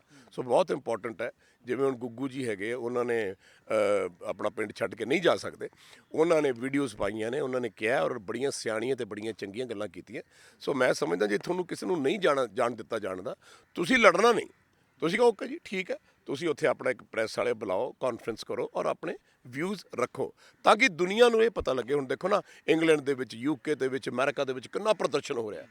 ਜੇ ਸਾਰੀ ਦੁਨੀਆ ਤੁਹਾਡੇ ਗੌਰਮੈਂਟ ਦੇ ਖਿਲਾਫ ਹੈ ਤਾਂ ਜੇ ਗੱਲ UN ਤੱਕ ਪਹੁੰਚਾਉਣੀ ਚਾਹੀਦੀ ਹੈ। ਜੇ ਹਿੰਦੁਸਤਾਨ ਦੀ ਕੋਈ ਵੀ ਬਿੱਲ ਅੱਜ ਸਟਰੋਂਗਲੀ ਰੋਕਣਾ ਹੈ ਤਾਂ ਗੱਲ UN ਦੇ ਵਿੱਚ ਹੋਣੀ ਚਾਹੀਦੀ ਹੈ, ਇੰਟਰਨੈਸ਼ਨਲ ਗੱਲ ਬਣਨੀ ਚਾਹੀਦੀ ਹੈ, ਜਿਹੜੀ ਕਿ ਮੈਨੂੰ ਲੱਗਦਾ ਬਣਦੀ ਜਾ ਰਹੀ ਹੈ। ਤੁਹਾਡੇ ਸਾਹਮਣੇ ਸਾਰਾ ਕੁਝ, ਤੁਹਾਡੀਆਂ ਖਬਰਾਂ ਤੁਹਾਡੇ ਕੋਲ ਆਉਂਦੀਆਂ। ਸੋ ਕੋਈ ਗੱਲ ਨਹੀਂ, ਜੇ ਮੈਨੂੰ ਕੋਈ ਰੋਕੂਗਾ ਮੈਂ ਕਹੂੰਗਾ ਠੀਕ ਹੈ ਜੀ, ਕੋਈ ਗੱਲ ਨਹੀਂ। ਆਪਾਂ ਉੱਥੇ 4 ਬੰਦੇ ਪ੍ਰੈਸ ਵਾਲੇ ਕਹਾਂਗੇ ਜੀ ਮੈਂ ਆਇਆ ਸੀ, ਮੈਨੂੰ ਇਹ ਜਾਣ ਨਹੀਂ ਦੇ ਰਹੇ, ਪਰ ਮੇਰੀ ਆਹ ਵਿਚਾਰਧਾਰਾ ਹੈ, ਗੱਲ ਖਤਮ ਜੀ। ਆਪਾਂ ਲੜਨਾ ਨਹੀਂ ਕਿਸੇ ਨਾਲ। ਤੱਕੋ ਹੁਣ ਇੱਥੇ ਆ ਕੇ ਤੁਸੀਂ ਬੈਰੀਅਰ ਤੋੜ ਕੇ ਅਰੈਸਟ ਕਰ ਲਿਆ ਆਪਣੇ ਨੂੰ, ਕੀ ਹੋ ਗਿਆ? ਇਹ ਤਾਂ ਲੋਕਾਂ ਨੂੰ ਹੁਣ ਪਤਾ ਹੀ ਹੈ ਵੀ ਜਿਹਨੇ ਇਲੈਕਸ਼ਨ ਲੜਨੀ ਹੋਵੇ, ਜਿੱਤਣੀ ਹੋਵੇ, ਉਹ ਪਹਿਲਾਂ ਆਪਦੀਆਂ ਕਹਿ ਲਾ ਜੀ ਮੈਂ ਦੇਖੋ ਜੀ ਅਰੈਸਟ ਹੋਏ ਸੀ, ਅਤੇ ਮੈਨੂੰ ਪਤਾ ਮੈਂ ਵੀ ਅਰੈਸਟ ਹੋਇਆ ਸੀ, ਮੇਰੇ ਨਾਲ ਬਾਦਲ ਸਾਹਿਬ ਸੀ, ਸਾਰੇ ਸੀ। ਆ ਜਦ ਮੁਰਾਰਜੀ ਦੇਸਾਈ ਬਣਿਆ ਪ੍ਰਾਈਮ ਮਿਨਿਸਟਰ, ਉਦੋਂ ਅਸੀਂ ਵੀ ਇੱਥੇ ਪ੍ਰਦਰਸ਼ਨ ਕੀਤਾ ਸੀ। ਮੈਂ ਆਪ ਸੀ ਯੂਥ ਕਾਂਗਰਸ ਦੇ ਵਿੱਚ, ਹਾਲਾਂਕਿ ਨਾ ਮੈਂਬਰ ਸੀ ਨਾ ਕੁਛ ਸੀ, ਮੈਂ ਵਿਨੋਦ ਸ਼ਰਮੇ ਕਰਕੇ ਗਿਆ ਸੀ, ਅਤੇ ਕਿਉਂਕਿ ਸੰਜੇ ਜੀ ਨੇ ਕਿਹਾ ਸੀ ਆਪਣੇ ਲੀਡਰ ਪਿੱਛੇ ਗਿਆ ਸੀ, ਅਤੇ ਅਸੀਂ ਇੱਥੇ ਇਕੱਠੇ ਰਹੇ ਹਾਂ। ਉੱਥੇ ਸੋਹਣੀ ਰੋਟੀ, ਫਸਟ ਕਲਾਸ ਚਿਕਨ ਸ਼ਿਕਨ, ਵਾਲੀਬਾਲ ਖੇਡੀ ਜਾ ਰਹੀ ਹੈ। ਉੱਥੇ ਜੇਲ੍ਹ ਕਾਹਦੀ ਹੈ, ਉਹ ਤਾਂ ਨਜ਼ਾਰਾ ਬੜਾ। ਮੈਂ ਕਿਹਾ ਯਾਰ ਇੱਥੇ ਤਾਂ ਆਪਾਂ 10 ਦਿਨ ਹੋਰ ਰਹਿ ਲਈਏ ਭਾਵਾਂ। ਗੱਲ ਕੀ ਹੈ, ਕਿਉਂਕਿ ਉਦੋਂ ਬੱਚੇ ਸਾਨੂੰ ਪਤਾ ਨਹੀਂ ਸੀ, ਉਦੋਂ ਇੰਦਰਾ ਗਾਂਧੀ ਜਦ ਅਰੈਸਟ ਹੋਈ ਉਦੋਂ ਦੀ ਗੱਲ ਹੈਗੀ ਹੈ, ਮੁਰਾਰਜੀ ਦੇਸਾਈ ਜਦ ਜੇਲ੍ਹ 'ਚ ਸੀਗੀ ਇਲਾਹਾਬਾਦ। ਸੋ ਇਹ ਤਾਂ ਐਵੇਂ ਦਿਖਾਵਾ ਨੇ, ਜੇ ਜਾਣਾ ਤਾਂ ਉੱਥੇ ਮਰੋ। ਔਰ ਜਿੱਦਣ ਭਾਜੀ ਗੋਲੀਆਂ ਚੱਲਣਗੀਆਂ ਨਾ, ਇੱਥੇ ਹੋਣਾ, ਮੈਂ ਦੇਖੂੰਗਾ ਕਿਹੜਾ ਅੱਗੇ ਨਿਕਲਦਾ, ਕਿਹੜਾ ਆਪਣੀ ਹਿੱਕ 'ਚ ਖਾਂਦਾ, ਫਿਰ ਪਤਾ ਲੱਗੂਗਾ ਸੂਰਮੇ ਦਾ। ਇਹ ਤੁਸੀਂ 36 ਸਾਲ ਪਹਿਲਾਂ ਦੀ ਗੱਲ ਦੱਸੀ ਹੈ, ਮੋਟੀ ਹੈ ਜਿਹੜੀ, ਹਾਂਜੀ, 35-36 ਸਾਲ, ਔਰ ਹੁਣ ਵੀ ਇਦਾਂ ਹੀ ਹੁੰਦਾ ਹੈਗਾ। ਗ੍ਰਿਫਤਾਰੀਆਂ ਦਿੰਦੇ ਆ ਤਾਂ ਹੁਣ ਵੀ ਇਸੇ ਤਰ੍ਹਾਂ ਦੇ ਨਾਲ ਹੀ ਆਓ ਭਗਤ ਹੁੰਦੀ। ਹੁਣ ਤਾਂ 에ਅਰ ਕੰਡੀਸ਼ਨ ਲੱਗੇ ਹੋਏ ਹੈ, ਉੱਥੇ ਜਾ ਕੇ ਬੈਠ ਕੇ ਤਾਸ਼ਾਂ ਖੇਡੀਆਂ ਜਾਂਦੀਆਂ, ਖਾਣਾ ਖਾਇਆ ਜਾਂਦਾ ਹੈ। ਹਾਂਜੀ ਅੱਜ ਕੀ ਖਾਣਾ ਹੈ? ਅੱਜ ਤਾਂ ਯਾਰ ਬਟਰ ਚਿਕਨ ਤੇ ਨਾਨ ਖਾਣ ਨੂੰ ਦਿਲ ਕਰਦਾ। ਉੱਥੇ ਆਉਂਦਾ ਜੇਲਰ ਸਾਹਿਬ ਮੱਥੇ ਟੇਕਦੇ ਨੇ, ਉੱਥੇ ਤਾਂ ਨਜ਼ਾਰੇ ਹੈ। ਤੁਸੀਂ ਕੀ ਸਮਝਦੇ ਹੋ ਵੀ ਜਿਹੜੇ ਪਾਰਟੀਆਂ ਵਾਲੇ ਪੋਲੀਟੀਸ਼ੀਅਨ ਨੇ ਇੱਕ ਦੂਜੇ ਨਾਲ ਕਿਤੇ ਕਹਿੰਦੇ ਨੇ, ਇਹਨਾਂ ਤੋਂ ਵੱਡਾ ਐਕਟਰ ਕੋਈ ਨਹੀਂ। ਇਹਨਾਂ ਨੂੰ ਦਿਖਾਉਣਾ ਵੀ ਸਾਡੀ ਬੜੀ ਲੱਗਦੀ ਹੈ, ਸਾਡੀ ਬੜੀ ਗੱਲ ਹੈ, ਅੰਦਰੋਂ ਸਾਰੇ ਇਕੱਠੇ ਹੈ। ਤੁਹਾਨੂੰ ਕੀ ਲੱਗਦਾ ਵੀ ਬਾਦਲ ਸਾਹਿਬ ਤੇ ਕੈਪਟਨ ਸਾਹਿਬ ਦੀ ਦੁਸ਼ਮਣੀ ਹੈ? ਲੱਗਦਾ ਤੁਹਾਨੂੰ ਲੱਗਦਾ ਵੀ ਆਮ ਪਾਰਟੀ ਵਾਲੇ ਬੰਦੇ ਜਾਂ ਦੂਜੇ ਬੀਜੇਪੀ ਵਾਲੇ ਇੱਕ ਦੂਜੇ ਤੋਂ ਵੱਖ ਨੇ? ਨਾ ਨਾ ਨਾ ਨਾ। ਜਿਹੜਾ ਸ਼ੈਤਾਨ ਆਤਮਾ ਸਾਰੀਆਂ ਇੱਕੋ ਜਗ੍ਹਾ ਇਕੱਠੀਆਂ ਹੁੰਦੀਆਂ। ਉਹ ਤਾਂ ਤੁਹਾਡੇ ਮੇਰੇ ਵਰਗਾ ਹੈ, ਫੁੱਦੂ ਤੁਰਿਆ ਫਿਰਦਾ ਹੈ। ਹਾਂ ਇਨਕਲਾਬ ਜਿੰਦਾਬਾਦ, ਇਹ ਤਾਂ ਹੱਸਦੇ ਸਾਡੇ ਤੇ ਵੀ ਦੱਸ ਇਹ ਐਂ ਕਹਿੰਦੇ ਇਹ ਤੁਰੇ ਫਿਰਦੇ, ਇਹਨਾਂ ਦਾ ਕੀ ਹੈ? ਇੱਥੇ ਜਿੱਦਣ ਪੁਲਿਸ ਡਾਂਗਾ ਵਰੀਆਂ ਸਿਰ ਪਾੜ ਦੇਂਗੇ, ਸਾਲੇ ਦੇ ਚਾਰ ਮਾਰ ਦੇਂਗੇ, ਆਪੇ ਹਟ ਜਾਣਗੇ। ਇਸ ਤਰ੍ਹਾਂ ਤਾਂ ਸਾਡੀ ਟਰੀਟਮੈਂਟ ਹੁੰਦੀ ਹੈ। ਮੈਂ ਤਾਂ ਕਹਿ ਰਿਹਾ ਕਿਉਂਕਿ ਮੈਨੂੰ ਪਤਾ ਹੈ, ਮੈਂ ਇਹਨਾਂ 'ਚ ਰਿਹਾ। ਮੈਂ ਤਾਂ ਜੰਮਿਆ ਪਲਿਆ ਪੋਲੀਟੀਕਲ ਫੈਮਿਲੀ 'ਚ। ਨਰਿੰਜਨ ਸਿੰਘ ਤਾਲਬ ਮੇਰਾ ਸਕਾ ਫੁੱਫੜ, ਆ 2 ਸੈਕਟਰ ਕੋਠੀ ਆਲਣਾ, ਅਜੇ ਵੀ ਉਹਨਾਂ ਦੇ ਜਵਾਈ ਤੇ ਉਹਨਾਂ ਦੀ ਡਾਟਰ ਉੱਥੇ ਰਹਿੰਦੀ ਹੈ, ਠੀਕ ਹੈ ਜੀ। ਤੇ ਉੱਥੇ ਹੀ ਜੰਮੇ ਪਲੇ ਆ। ਇੰਦਰਾ ਗਾਂਧੀ ਜੀ ਤੋਂ ਲੈ ਕੇ ਜਵਾਹਰ ਲਾਲ ਨਹਿਰੂ ਤੋਂ ਲੈ ਕੇ ਦਰਬਾਰਾ ਸਿਓ ਬੇਅੰਤ ਸਿਓ ਇਲੈਕਸ਼ਨ ਲੜਾਈਆਂ ਸੀ ਪਟਿਆਲੇ ਦੀਆਂ, ਅਤਿੰਦਰਪਾਲ ਦੇ ਖਿਲਾਫ ਵਿਨੋਦ ਸ਼ਰਮੇ ਨੂੰ, ਠੀਕ ਹੈ ਜੀ। ਮੈਂ ਸਾਰਾ ਕੁਝ ਦੇਖਿਆ। ਅਸੀਂ ਰਹੇ ਹਾਂ ਜੇਲ੍ਹਾਂ 'ਚ। ਬੜੈਲ 'ਚ ਅਸੀਂ ਅਰੈਸਟ ਹੋਏ ਸੀ ਤੇ ਬਾਦਲ ਸਾਹਿਬ ਦੇ ਸਾਰੇ ਵਾਲੀਬਾਲ ਖੇਡ ਰਹੇ ਸੀ, ਅਸੀਂ ਬੈਠੇ ਚਿਕਨ ਖਾ ਰਹੇ ਸੀ। ਮੈਂ ਕਿਹਾ ਸਾਲਾ ਇਹ ਕਾਹਦਾ ਅਰੈਸਟ ਹੈ? ਹਾਂ ਜਿਨ੍ਹਾਂ ਤੇ ਵਜੀਆਂ ਉਹਨਾਂ ਤੇ ਕੋਈ ਸੇਕ ਸੂਕ ਦਈ ਜਾਂਦਾ ਸੀ, ਹਾਏ ਮਰ ਗਿਆ, ਲੁੱਟ ਗਿਆ। ਤੇ ਮੈਨੂੰ ਰਾਤ ਨੂੰ ਲੱਗਿਆ, ਮੈਂ ਕਿਹਾ ਸਾਲਾ ਆਪਾਂ 19 'ਚ ਨਹੀਂ 21 ਜੀ ਆਪਾਂ ਐਵੇਂ ਜਿੰਦਾਬਾਦ ਜਿੰਦਾਬਾਦ ਕਰਦੇ ਆ ਗਏ। ਤੇ ਮੈਂ ਕਿਹਾ ਯਾਰ ਇੱਥੋਂ ਨਿਕਲਾਂਗੇ ਕਿਵੇਂ? ਤਾਂ ਦੁਬਾਰਾ ਬੜੀਆਂ ਉੱਚੀਆਂ, ਸਾਡਾ ਤਾਂ ਕਸੂਰ ਵੀ ਕੋਈ ਨਹੀਂ। ਪਰ ਕਸੂਰ ਬਾਅਦ 'ਚ ਪਤਾ ਲੱਗਿਆ ਵੀ ਤੂੰ ਸਾਲਿਆ ਵਿੱਚ ਹਟ ਕੇ ਉਹਨੂੰ ਪ੍ਰਾਈਮ ਮਿਨਿਸਟਰ ਨੂੰ ਜਾ ਕੇ ਤੂੰ ਉਹਨੂੰ ਕਾਗਜ਼ ਫੜਾਤਾ, ਤੈਨੂੰ ਪੁਲਿਸ ਨੇ ਕੁੱਟਣਾ ਹੀ ਸੀ। ਮੇਰੀ ਮਾਂ ਮੈਨੂੰ ਕਹਿੰਦੀ ਤੂੰ ਕਿਹੜੇ ਕੰਮਾਂ 'ਚ ਫਸਿਆ? ਮੈਂ ਕਿਹਾ ਜੀ ਮੈਂ ਤਾਂ ਤੁਹਾਡੇ ਪੁੱਤਰ ਨਾਲ ਗਿਆ ਸੀ ਵਿਨੋਦ ਸ਼ਰਮੇ ਨਾਲ, ਮੈਨੂੰ ਕੀ ਪਤਾ ਸੀ ਇਹਨੇ ਡਾਂਗਾ ਪਵਾ ਦੇਣੀਆਂ। ਪਰ ਜਦ ਮੈਂ ਜਾ ਕੇ ਦੇਖਿਆ ਜੇਲ੍ਹ 'ਚ, ਅਸੀਂ 4-5 ਦਿਨ ਰਹੇ, ਉਸ ਤੋਂ ਬਾਅਦ ਸਾਨੂੰ ਬਾਹਰ ਕੱਢਿਆ ਗਿਆ। ਉੱਥੇ ਤਾਂ ਨਜ਼ਾਰਾ ਬੜਾ। ਉਦੋਂ ਤਾਂ ਜੇਲ੍ਹਾਂ ਇੰਨੀਆਂ ਚੰਗੀਆਂ ਨਹੀਂ ਸੀ, ਹੁਣ ਤਾਂ ਜੇਲ੍ਹਾਂ ਬਹੁਤ ਖੂਬਸੂਰਤ ਹੋ ਗਈਆਂ। ਇਹਨਾਂ ਵਾਸਤੇ ਸਪੈਸ਼ਲ ਬੈੱਡ, ਇਹ ਤਾਂ ਰਾਤ ਨੂੰ ਟੀਵੀ ਵੀ ਦੇਖਦੇ ਐ। ਜੇ ਮੁਜਰਾ ਵੀ ਕਰਾਉਣਾ ਹੋਵੇ ਤਾਂ ਮੁਜਰਾ ਵੀ ਚੱਲਦਾ ਹੈ। ਇੱਥੇ ਸਕੌਚ ਵਿਸਕੀ ਵੀ ਆਉਂਦੀ ਹੈ, ਪੁਲਿਸ ਵਾਲੇ ਵੀ ਪੀਂਦੇ ਐ। ਇਹ ਜੇਲ੍ਹਾਂ ਦੇ ਵਿੱਚ ਜਿਹੜਾ ਜੇਲਰ ਉਹ ਵੀ ਪੀਂਦਾ ਹੈ ਜੀ। ਔਰ ਪੈਰੀ ਹੱਥ ਲਾਉਂਦੇ, ਮਹਾਰਾਜ ਸਾਡਾ ਖਿਆਲ ਰੱਖਿਓ ਜੀ, ਅਸੀਂ ਤੁਹਾਡਾ ਖਿਆਲ। ਕੋਈ ਗੱਲ ਨਹੀਂ ਪੁੱਤਰਾ, ਫਿਕਰ ਨਾ ਕਰ ਤੂੰ, ਜਦ ਤੂੰ ਆ ਜੀ ਮੇਰੇ ਕੋਲ। ਜਦ ਕਦੇ ਸਾਡੀ ਆਈ ਨਾ ਪਾਰਟੀ, ਕਿਹੜੀ ਗੱਲ ਦੱਸਾਂ, ਓਹੋ ਮੈਂ ਕਹਿੰਦਾ, ਮੈਂ ਆਪਣੇ ਫਾਦਰ ਨੂੰ ਆਖਿਆ, ਮੈਂ ਕਿਹਾ ਕਿਸ ਤਰ੍ਹਾਂ ਦੇ ਘਰ 'ਚ ਆਪਾਂ ਰਹਿ ਰਹੇ, ਮੈਨੂੰ ਇੱਥੋਂ ਕੱਢ ਦਿਓ ਤੁਸੀਂ, ਆਪਣਾ ਘਰ ਦੁਬਾਰਾ। ਮੈਂ ਜਿੱਥੇ ਪਾਠ ਪੂਜਾ ਹੁੰਦੀ ਹੋਵੇ, ਇੰਨਾ ਝੂਠ, ਇੰਨਾ ਦਿਖਾਵਾ। ਮੈਂ ਰੱਬ ਨੂੰ ਹੁਣ ਪੁੱਛਦਾ, ਰੋਜ਼ ਪੁੱਛਦਾ, ਸੱਚੇ ਪਾਤਸ਼ਾਹ ਇਹ ਤੂੰ ਬਹੁਤ ਪੀਰ ਪੈਗੰਬਰ ਭੇਜ ਕੇ ਬੜੀ ਸੋਹਣੇ ਗ੍ਰੰਥ ਤੇ ਸਾਰਾ ਕੁਝ ਪੜ੍ਹਾਇਆ ਹੈ। ਇਸ ਧਰਤੀ ਤੇ ਆਹ ਜੀਵਨ ਹੈ, ਜਿਸ ਧਰਤੀ ਉੱਤੇ ਮੇਰੇ ਸੱਚੇ ਪਾਤਸ਼ਾਹ, ਮੇਰੇ ਗੁਰੂ ਪੀਰੋ, ਤੁਹਾਨੂੰ ਤੱਤੀ ਤਵੀ ਤੇ ਬਿਠਾਇਆ ਗਿਆ, ਤੁਹਾਡੇ ਬੰਦ ਕੱਟੇ ਗਏ। ਗੁਰੂ ਸਾਹਿਬ ਨੇ ਆਪਣੀ ਸਾਰੀ ਕੁਰਬਾਨੀ ਦੇਤੀ। ਜਿਹੜੇ ਰੱਬ ਦੇ ਬਹੁਤ ਨੇੜੇ ਸੀ, ਜਿਹੜੇ ਰੱਬ ਦੇ ਘਰੋਂ ਆਏ ਸੀ, ਉਹਨਾਂ ਦਾ ਇਹ ਹਾਲ ਹੋਇਆ। ਲੇਕਿਨ ਕੋਈ ਮਕਸਦ ਸੀ। ਤੇ ਇਹ ਲੋਕ ਜਿਹੜੇ ਨੇ ਜਿਨ੍ਹਾਂ ਦੀ ਆਪਾਂ ਗੱਲਾਂ ਕਰਦੇ ਨੇ, ਸੋ ਕਾਲਡ ਲੀਡਰ ਪਾਰਟੀਆਂ, ਮੈਂ ਕਹਿੰਦਾ ਦੇਣਾ ਕਿੱਥੇ ਦੇਣਗੇ? ਇਹ ਤਾਂ ਕੋਈ ਐਡੇ ਵੱਡੇ ਔਲੀਆ ਫਕੀਰ ਹੈ ਨਹੀਂ। ਭਾਜੀ ਕਿੱਥੋਂ ਸ਼ੁਰੂ ਕਰਾਂ ਤਾਂ ਕਿੱਥੋਂ ਨਾ ਦੱਸਾਂ? ਹੋ ਸਕਦਾ ਅੱਖਾਂ 'ਚੋਂ ਪਾਣੀ ਆ ਜਾਏ। ਮਤਲਬ ਮੈਂ ਕੀ ਬਿਆਨ ਕਰ ਸਕਦਾ? ਇਹਨਾਂ ਦੇ ਕਿਰਦਾਰ, ਇਹਨਾਂ ਦੇ ਕਰੈਕਟਰ, ਇਹਨਾਂ ਦੀ ਗੱਲ, ਇਹਨਾਂ ਦੀ ਬੋਲਬਾਣੀ, ਇਹਨਾਂ ਦਾ ਰਹਿਣਾ ਸਹਿਣਾ ਅਯਾਸ਼ੀ ਤੋਂ ਸ਼ੁਰੂ ਹੁੰਦਾ ਤਾਂ ਅਯਾਸ਼ੀ 'ਚ ਹੀ ਖਤਮ ਹੋ ਜਾਂਦਾ। ਇਹਨਾਂ ਦਾ ਇੱਕੋ ਹੀ ਰੱਬ ਹੈ, ਉਹ ਹੈ ਪੈਸਾ, ਦੌਲਤ, ਸ਼ੌਹਰਤ ਤੇ ਪਾਵਰ। ਬਸ ਇਹ ਉਹਨੂੰ ਪੂਜਦੇ ਨੇ। ਪੈਸਾ ਹੀ ਪ੍ਰਧਾਨ ਹੈ, ਪਾਵਰ ਹੀ ਸਭ ਕੁਝ ਹੈ। ਮੈਂ ਇੱਕ ਲੀਡਰ ਨੂੰ ਸੁਣਿਆ, ਕਹਿੰਦੇ ਮੈਂ ਨਾਂ ਨਹੀਂ ਲੈਣਾ ਉਹਦਾ, ਕਹਿੰਦਾ ਯੋਗਰਾਜ ਸਿੰਘ ਤੂੰ ਬੇਵਕੂਫ ਜੱਟ ਹੈ। ਮੈਂ ਕਿਹਾ ਹਾਂਜੀ, ਮੈਂ ਇਸ ਕਰਕੇ ਕਿਉਂਕਿ ਤੇਰੇ ਨਾਲ ਜੋ ਤੁਰਿਆ ਫਿਰਦਾ ਕੇਸ ਦੇ ਵਿੱਚ ਹੈ ਜੀ, ਜੈਸਿਕਾ ਲਾਲ ਦਾ ਜਿਹੜਾ ਕੇਸ ਚੱਲੀ ਜਾਂਦਾ ਸੀ ਦਿੱਲੀ, ਮੈਂ ਕਿਹਾ ਤੇਰੇ ਨਾਲ ਜੋ ਤੁਰਿਆ ਫਿਰਦਾ ਮੇਰੀ ਬਦਨਸੀਬੀ ਹੈ। ਉਹ ਕਹਿੰਦਾ ਤੈਨੂੰ ਜ਼ਿੰਦਗੀ 'ਚ ਨਹੀਂ ਪਤਾ, ਪੈਸਾ ਜਿਵੇਂ ਮਰਜ਼ੀ ਕਮਾਓ, ਭਾਵਾਂ ਆਪਦੇ ਘਰਦਿਆਂ ਨੂੰ ਵੇਚ ਦਿਓ, ਆਪਦੀਆਂ ਧੀਆਂ ਨੂੰ ਵੇਚ ਦਿਓ, ਆਪਦੇ ਪੁੱਤਰਾਂ ਨੂੰ ਵੇਚ ਦਿਓ, ਪੈਸਾ ਆਉਣਾ ਚਾਹੀਦਾ ਹੈ। ਪੈਸਾ ਪ੍ਰਧਾਨ ਹੈ, ਪੈਸਾ ਹੀ ਰੱਬ ਹੈ, ਪੈਸਾ ਹੀ ਸਾਰਾ ਕੁਛ ਹੈ। ਬੰਦਾ ਮਿੱਟੀ 'ਚੋਂ ਜੰਮਿਆ, ਮਿੱਟੀ 'ਚ ਉਹਨੇ ਚਲੇ ਜਾਣਾ। ਕਿਹੜੇ ਲੇਖੇ ਇੱਥੇ ਕਿਸੇ ਨੇ ਪੁੱਛਣੇ? ਇਹ ਮਹਾਰਾਜ, ਇਹ ਮੇਰੇ ਸਾਹਮਣੇ ਬੈਠ ਕੇ ਮੈਂ ਕਹਿੰਦੇ ਕਹਾਉਂਦੇ ਲੀਡਰਾਂ ਨੇ, ਇਹਨਾਂ ਨਾਲ ਮੈਂ ਵਿਨੋਦ ਸ਼ਰਮੇ ਨਾਲ ਬਹੁਤ ਰਿਹਾ, ਬਹੁਤ ਸਾਰੀਆਂ ਮਹਿਫਿਲਾਂ ਅਟੈਂਡ ਕੀਤੀਆਂ ਨੇ। ਔਰ ਕਦੇ ਮੈਂ ਸੋਚਦਾ ਸੀ ਮੈਂ ਗਲਤ ਜਗ੍ਹਾ, ਪਰ ਮੈਂ ਉਸ ਵਚਨ ਦਾ ਬੰਨਿਆ ਹੋਇਆ ਸੀ। ਜਦ ਮੇਰੇ ਫਾਦਰ ਕਹਿੰਦੇ ਸੀ ਭਾਈ ਕੇਦਾਰਨਾਥ ਸ਼ਰਮਾ ਸਾਡੇ ਪਿੰਡ ਦਾ ਜਵਾਈ ਹੈ, ਤੂੰ ਤਾਂ ਸਾਥ ਦੇਣਾ ਹੈ। ਨਹੀਂ ਕਸਮ ਨਾਲ ਕਹਿਣਾ, ਉਹ 38 ਸਾਲ ਜ਼ਿੰਦਗੀ ਦੇ ਜਿਹੜੇ ਮੈਂ ਇਹਨਾਂ ਦੇ ਨਾਲ ਕੱਟੇ ਹੈ, ਇਹਨਾਂ ਪੋਲੀਟੀਸ਼ੀਅਨਾਂ ਦੇ, ਉਹ ਮੇਰੇ ਜ਼ਿੰਦਗੀ 'ਚ ਰੱਬ ਨੇ ਮੈਨੂੰ ਸਜ਼ਾ ਦੇਣੀ ਹੈ ਜੇ, ਔਰ ਦਿੱਤੀ ਵੀ ਹੈ ਕਿ ਤੂੰ ਪੀਰ ਫਕੀਰ ਪੈਦਾ ਹੋ ਕੇ ਤੂੰ ਇਹਨਾਂ ਦੇ ਨਾਲ ਰਹਿੰਦਾ ਰਿਹਾ। ਇਹ ਜਿਹੜੇ ਮਾੜੇ ਦਿਨ ਮੇਰੇ ਜ਼ਿੰਦਗੀ 'ਚ ਇਸ ਕਰਕੇ ਹੈ ਕਿਉਂਕਿ ਮਾੜੀ ਸੰਗਤ ਵੀ ਕਰੋ ਨਾ ਤਾਂ ਵੀ ਬੰਦੇ ਦੇ ਕਰਮ ਖਰਾਬ ਹੋ ਜਾਂਦੇ। ਬਿਲਕੁਲ ਬਿਲਕੁਲ। ਅੱਛਾ, ਦੀਪ ਸਿੱਧੂ ਆ ਨਵਾਂ ਆਰਟਿਸਟ ਮੁੰਡਾ ਹੈਗਾ, ਬੜੀਆਂ ਵਿਵਾਕ ਹੋ ਕੇ ਗੱਲਾਂ ਕਰਦਾ ਹੈਗਾ, ਪੰਜਾਬ ਦੇ ਦਰਦ ਵੀ ਹੈ ਜਿਹੜਾ ਉਹਦੀ ਜ਼ੁਬਾਨ 'ਚੋਂ ਝਲਕਦਾ। ਤੁਸੀਂ ਕਿਵੇਂ ਦੇਖਦੇ ਹੋ ਦੀਪ ਸਿੱਧੂ ਬਾਰੇ, ਕੀ ਖਿਆਲ ਹੈ ਤੁਹਾਡਾ? ਮੈਨੂੰ ਅੱਜ ਤੋਂ 5 ਦਿਨ ਪਹਿਲਾਂ ਫੋਨ ਆਇਆ ਸੀ, ਬਾਈ ਜੀ ਤੁਸੀਂ ਜ਼ਰੂਰ ਆਉਣਾ ਹੈ ਸ਼ੰਭੂ ਬਾਰਡਰ 'ਤੇ। ਮੈਂ ਕਿਹਾ ਮੈਂ ਜ਼ਰੂਰ ਆਊਂਗਾ। ਅੱਜ ਤਾਂ ਮੈਂ ਚੱਲਿਆ ਮੋਗੇ, 4 ਤਰੀਕ ਦੀ ਗੱਲ ਹੈ। 3 ਨੂੰ ਫੋਨ ਆਇਆ ਸੀ, 4 ਨੂੰ ਮੋਗੇ ਗਿਆ ਸੀ। ਮੈਂ ਕਿਹਾ ਮੋਗਿਓਂ ਮੁੜਦਾ ਹੋਇਆ ਤੇਰੇ ਕੋਲ ਆਊਂਗਾ। ਮੈਂ ਮੋਗਿਓਂ ਚੱਲ ਪਿਆ, ਮੈਨੂੰ ਕਹਿੰਦੇ ਬਾਈ ਜੀ ਦੇਰ ਹੋ ਗਈ। ਮੈਂ ਕਿਹਾ ਨਹੀਂ ਵੀ ਮੈਂ ਕਮਿਟਮੈਂਟ ਕੀਤੀ ਹੋਈ ਹੈ, ਮੈਂ ਦੀਪ ਸਿੱਧੂ ਨੇ ਮੈਨੂੰ ਫੋਨ ਕੀਤਾ ਅਤੇ ਮੈਂ ਜਾਣਾ ਜ਼ਰੂਰ ਹੈ। ਅਤੇ ਮੈਂ 2-3 ਵਾਰੀ ਕਿਹਾ, ਮੈਂ ਕਿਹਾ ਬੇਟਾ ਜੇ ਮੈਂ ਲੇਟ ਆ ਜਾਂ ਕੋਈ ਫਰਕ ਤਾਂ ਨਹੀਂ? ਕਹਿੰਦੇ ਜੀ ਕੋਈ ਫਰਕ ਨਹੀਂ, ਤੁਸੀਂ ਆ ਜਾਇਓ। ਮੈਂ ਜੀ ਉਸ ਤੋਂ ਬਾਅਦ ਜਾਂ ਰਾਹ 'ਚ ਸੀਗਾ, ਮੈਂ 1 telephone, 2 telephone, 5 telephone, 10 telephone, 20 telephone ਕੀਤੇ, ਮੇਰਾ ਫੋਨ ਨਾ ਕੋਈ ਚੱਕੇ। ਅਤੇ ਅਸੀਂ ਲਿਟਰਲੀ ਅੰਬਾਲੇ ਸ਼ੰਭੂ ਬਾਰਡਰ ਤੋਂ ਕੋਈ ਮੇਰਾ ਮੀਲ ਕੁ ਪਿੱਛੇ ਰਹਿ ਗਏ। ਮੈਂ ਕਿਹਾ ਯਾਰ ਗੱਡੀ ਖੜੀ ਕਰ, ਕੋਈ ਗੱਲ ਹੋ ਗਈ, ਆਪਾਂ ਜਾਈਏ, ਆਪਾਂ ਨੂੰ ਕੋਈ ਰਿਸੀਵ ਕਰਨ ਨਾ ਆਵੇ, ਆਪਾਂ ਨੂੰ ਮਿਲਣੇ ਆਵੇ। ਅਲਟੀਮੇਟਲੀ ਜੀ ਮੇਰੀ ਉਹ ਮੈਨੇਜਰ ਹੈ ਪ੍ਰਵੀਨ ਅਖਤਰ, ਉਹਨੇ ਫੋਨ ਕੀਤਾ। ਉਹ ਕੋਈ ਉੱਥੇ ਬੰਦਾ ਹੈਗਾ ਜਿਹੜਾ ਰੇਲ ਚਲਾਉਂਦਾ ਹੈ, ਡਰਾਈਵਰ, ਰੇਲ ਡਰਾਈਵਰ, ਉਹਨੂੰ ਫੋਨ ਕੀਤਾ। ਉਹ ਕਹਿੰਦਾ ਜੀ ਮੈਂ ਤੁਹਾਡੀ ਹੁਣੇ ਗੱਲ ਕਰਾਉਣਾ, ਕਿਉਂਕਿ ਹੀ ਵਾਜ਼ ਪਾਰਟ ਆਫ ਦੀ ਆਰਗੇਨਾਈਜੇਸ਼ਨ। ਉਹਨੇ ਗੱਲ ਕਰਾਈ ਅਤੇ ਉਹ ਦੀਪ ਨੂੰ, ਮੇਰੀ ਮੈਨੇਜਰ ਨੇ ਕਿਹਾ ਤੁਹਾਨੂੰ ਸ਼ਰਮ ਨਹੀਂ ਆਉਂਦੀ ਵੀ ਤੁਸੀਂ ਉਸ ਬੰਦੇ ਨੂੰ ਬੁਲਾਇਆ ਅਤੇ ਤੁਹਾਨੂੰ 20 ਟੈਲੀਫੋਨ ਉਹਨੇ ਕਰਤੇ, ਤੁਸੀਂ ਫੋਨ ਨਹੀਂ ਚੱਕਿਆ। ਫਿਰ ਦੀਪ ਨੇ ਮੈਨੂੰ ਫੋਨ ਕੀਤਾ, ਬਾਈ ਜੀ ਇੱਥੇ ਐ ਹੋ ਗਿਆ ਜੀ, ਇੱਥੇ ਲੜਾਈ ਹੋ ਗਈ ਜੀ, ਇੱਥੇ ਡਾਂਗਾ ਚੱਲ ਪਈਆਂ, ਇੱਥੇ ਆਪ ਲੜ ਪਏ ਸੀ ਜੀ, ਤੂੰ ਮੈਂ ਹੋ ਗਈ, ਫਲਾਨਾ ਮਾਹੌਲ ਬੜਾ ਖ਼ਰਾਬ ਹੋ ਗਿਆ ਸੀ, ਹੁਣ ਵੀ ਮੈਂ ਉੱਥੇ ਖੜਾ, ਫਲਾਨਾ ਧਮਕਾ। ਮੈਂ ਕਿਹਾ ਕੋਈ ਗੱਲ ਨਹੀਂ, ਤੂੰ ਘਬਰਾ ਨਾ, ਜਦ ਤੈਨੂੰ ਲੋੜ ਹੋਊਗੀ ਤੂੰ ਮੈਨੂੰ ਬੁਲਾ ਲਈ, ਠੀਕ ਹੈ। ਮੈਂ ਜਦ ਵੀ ਮੈਨੂੰ ਕੋਈ ਬੁਲਾਊਗਾ ਮੈਂ ਜਾਊਂਗਾ। ਉਹ 13 ਤਰੀਕ ਦਾ ਮੁਕਤਸਰ ਦਾ ਪ੍ਰੋਗਰਾਮ ਬਣਦਾ। ਮੈਂ ਕਿਹਾ ਵੀ ਐ ਕਰੋ, ਸਾਰੇ ਖਿਡਾਰੀ ਸਾਰੇ ਇਕੱਠੇ ਹੋ। ਸੋ ਇਹਨਾਂ ਨੇ ਬੁਲਾਇਆ। ਹੁਣ ਦੀਪ ਸਿੱਧੂ ਜਾਣੇ, ਸਿਧਾਣਾ ਜਾਣੇ, ਜਾਂ ਜਿਹੜੇ ਨਾਲ ਦੇ ਬੰਦੇ ਹੈਗੇ ਸਿੰਗਰ ਜਾਣੇ, ਪਰ ਮੈਂ ਤੁਹਾਨੂੰ ਇੱਕ ਗੱਲ ਜ਼ਰੂਰ ਕਹਿਣਾ ਵੀ ਇੱਕ ਜਗ੍ਹਾ ਇਕੱਠੇ ਹੋ ਕੇ ਟੁੱਟੋ ਨਾ। ਜੇ ਹੁਣ ਕੀ ਹੋਣਾ ਦੇਖੋ, ਆਹ ਹੁਣ ਜੋ ਕੁਛ ਹੋ ਰਿਹਾ ਇਹਦੇ ਵਿੱਚ ਨਾ, ਜਿਵੇਂ ਅੱਤਵਾਦ ਸ਼ੁਰੂ ਹੋਇਆ ਸੀ, ਦਾੜੀਆਂ ਰੱਖ ਕੇ, ਗਾਤਰੇ ਰੱਖ ਕੇ ਤੇ ਲੋਕੀ ਵਿੱਚ ਵਾੜਤੇ ਸੀ, ਤੇ ਉਹ ਮਾੜੇ ਕੰਮ ਕਰਨ ਲੱਗ ਗਏ ਤੇ ਉਹ ਅੰਦੋਲਨ ਫੇਲ ਹੋ ਗਿਆ। ਇਸੇ ਤਰ੍ਹਾਂ ਹੁਣ ਹੋਊਗਾ, ਵਿੱਚ ਮਾੜੇ ਬੰਦੇ ਵੜਨਗੇ, ਤੂੰ ਮੈਂ ਹੋਊਗੀ, ਇੱਕ ਦੂਜੇ ਨਾਲ ਕੁੱਟਮਾਰ ਹੋਊਗੀ, ਇੱਕ ਦੂਜੇ ਦੀਆਂ ਪੱਗਾਂ ਲੱਥਣਗੀਆਂ, ਇੱਕ ਦੂਜੇ ਦੇ ਦਾੜੇ ਪੱਟਣਗੇ। ਇਹ ਗੌਰਮੈਂਟ ਨੇ ਕਰਾਉਣਾ ਹੈ, ਇਹ ਗੌਰਮੈਂਟ ਹੁਣ ਕਰਾਊਗੀ। ਤਗੜੇ ਰਹੋ ਜੀ, ਮੇਰੀ ਬੁਲੰਦ ਆਵਾਜ਼ 'ਚ ਗੱਲ ਸੁਣ ਲਿਓ। ਹੁਣ ਤੁਹਾਡੇ 'ਚ ਲੋਕ ਆਉਣਗੇ, ਤੁਹਾਡੇ ਜਿੱਥੇ ਉਹਨਾਂ ਲੱਗੂਗਾ ਵੀ ਇੱਥੇ ਬਹੁਤ ਜਲਸਾ, ਇੱਥੇ ਖਤਰਾ ਹੈ, ਉੱਥੇ 50 ਬੰਦੇ ਭੇਜਣਗੇ, ਤੂੰ ਮੈਂ ਪਹਿਲਾਂ ਕਰਨਗੇ, ਫਿਰ ਲੜਾਈ ਹੋਊਗੀ, ਫਿਰ ਆਪਸ 'ਚ ਹੁਣ ਆਪਸ 'ਚ ਲੜਾਉਣਗੇ। ਅਤੇ ਪੰਜਾਬੀ ਆਪਸ 'ਚ ਲੜਨ ਨੂੰ ਬਹੁਤ ਤਿੱਖੇ ਨੇ, ਉਹ ਤੁਹਾਨੂੰ ਪਤਾ ਹੀ ਹੈ। ਆਹ ਤੁਹਾਡੇ ਸਾਹਮਣੇ 5 ਦਿਨ ਪਹਿਲਾਂ ਮੈਂ ਕਿਹਾ ਸੀ, ਮੈਂ ਕਹਿ ਰਿਹਾ ਸਾਰਿਆਂ ਨੇ ਟੁੱਟ ਜਾਣਾ, ਅਤੇ ਪਰਸੋਂ ਖਬਰ ਆਈ ਕਿ ਲਓ ਜੀ ਸਾਰੇ ਅਲੱਗ-ਅਲੱਗ ਹੋ ਗਏ।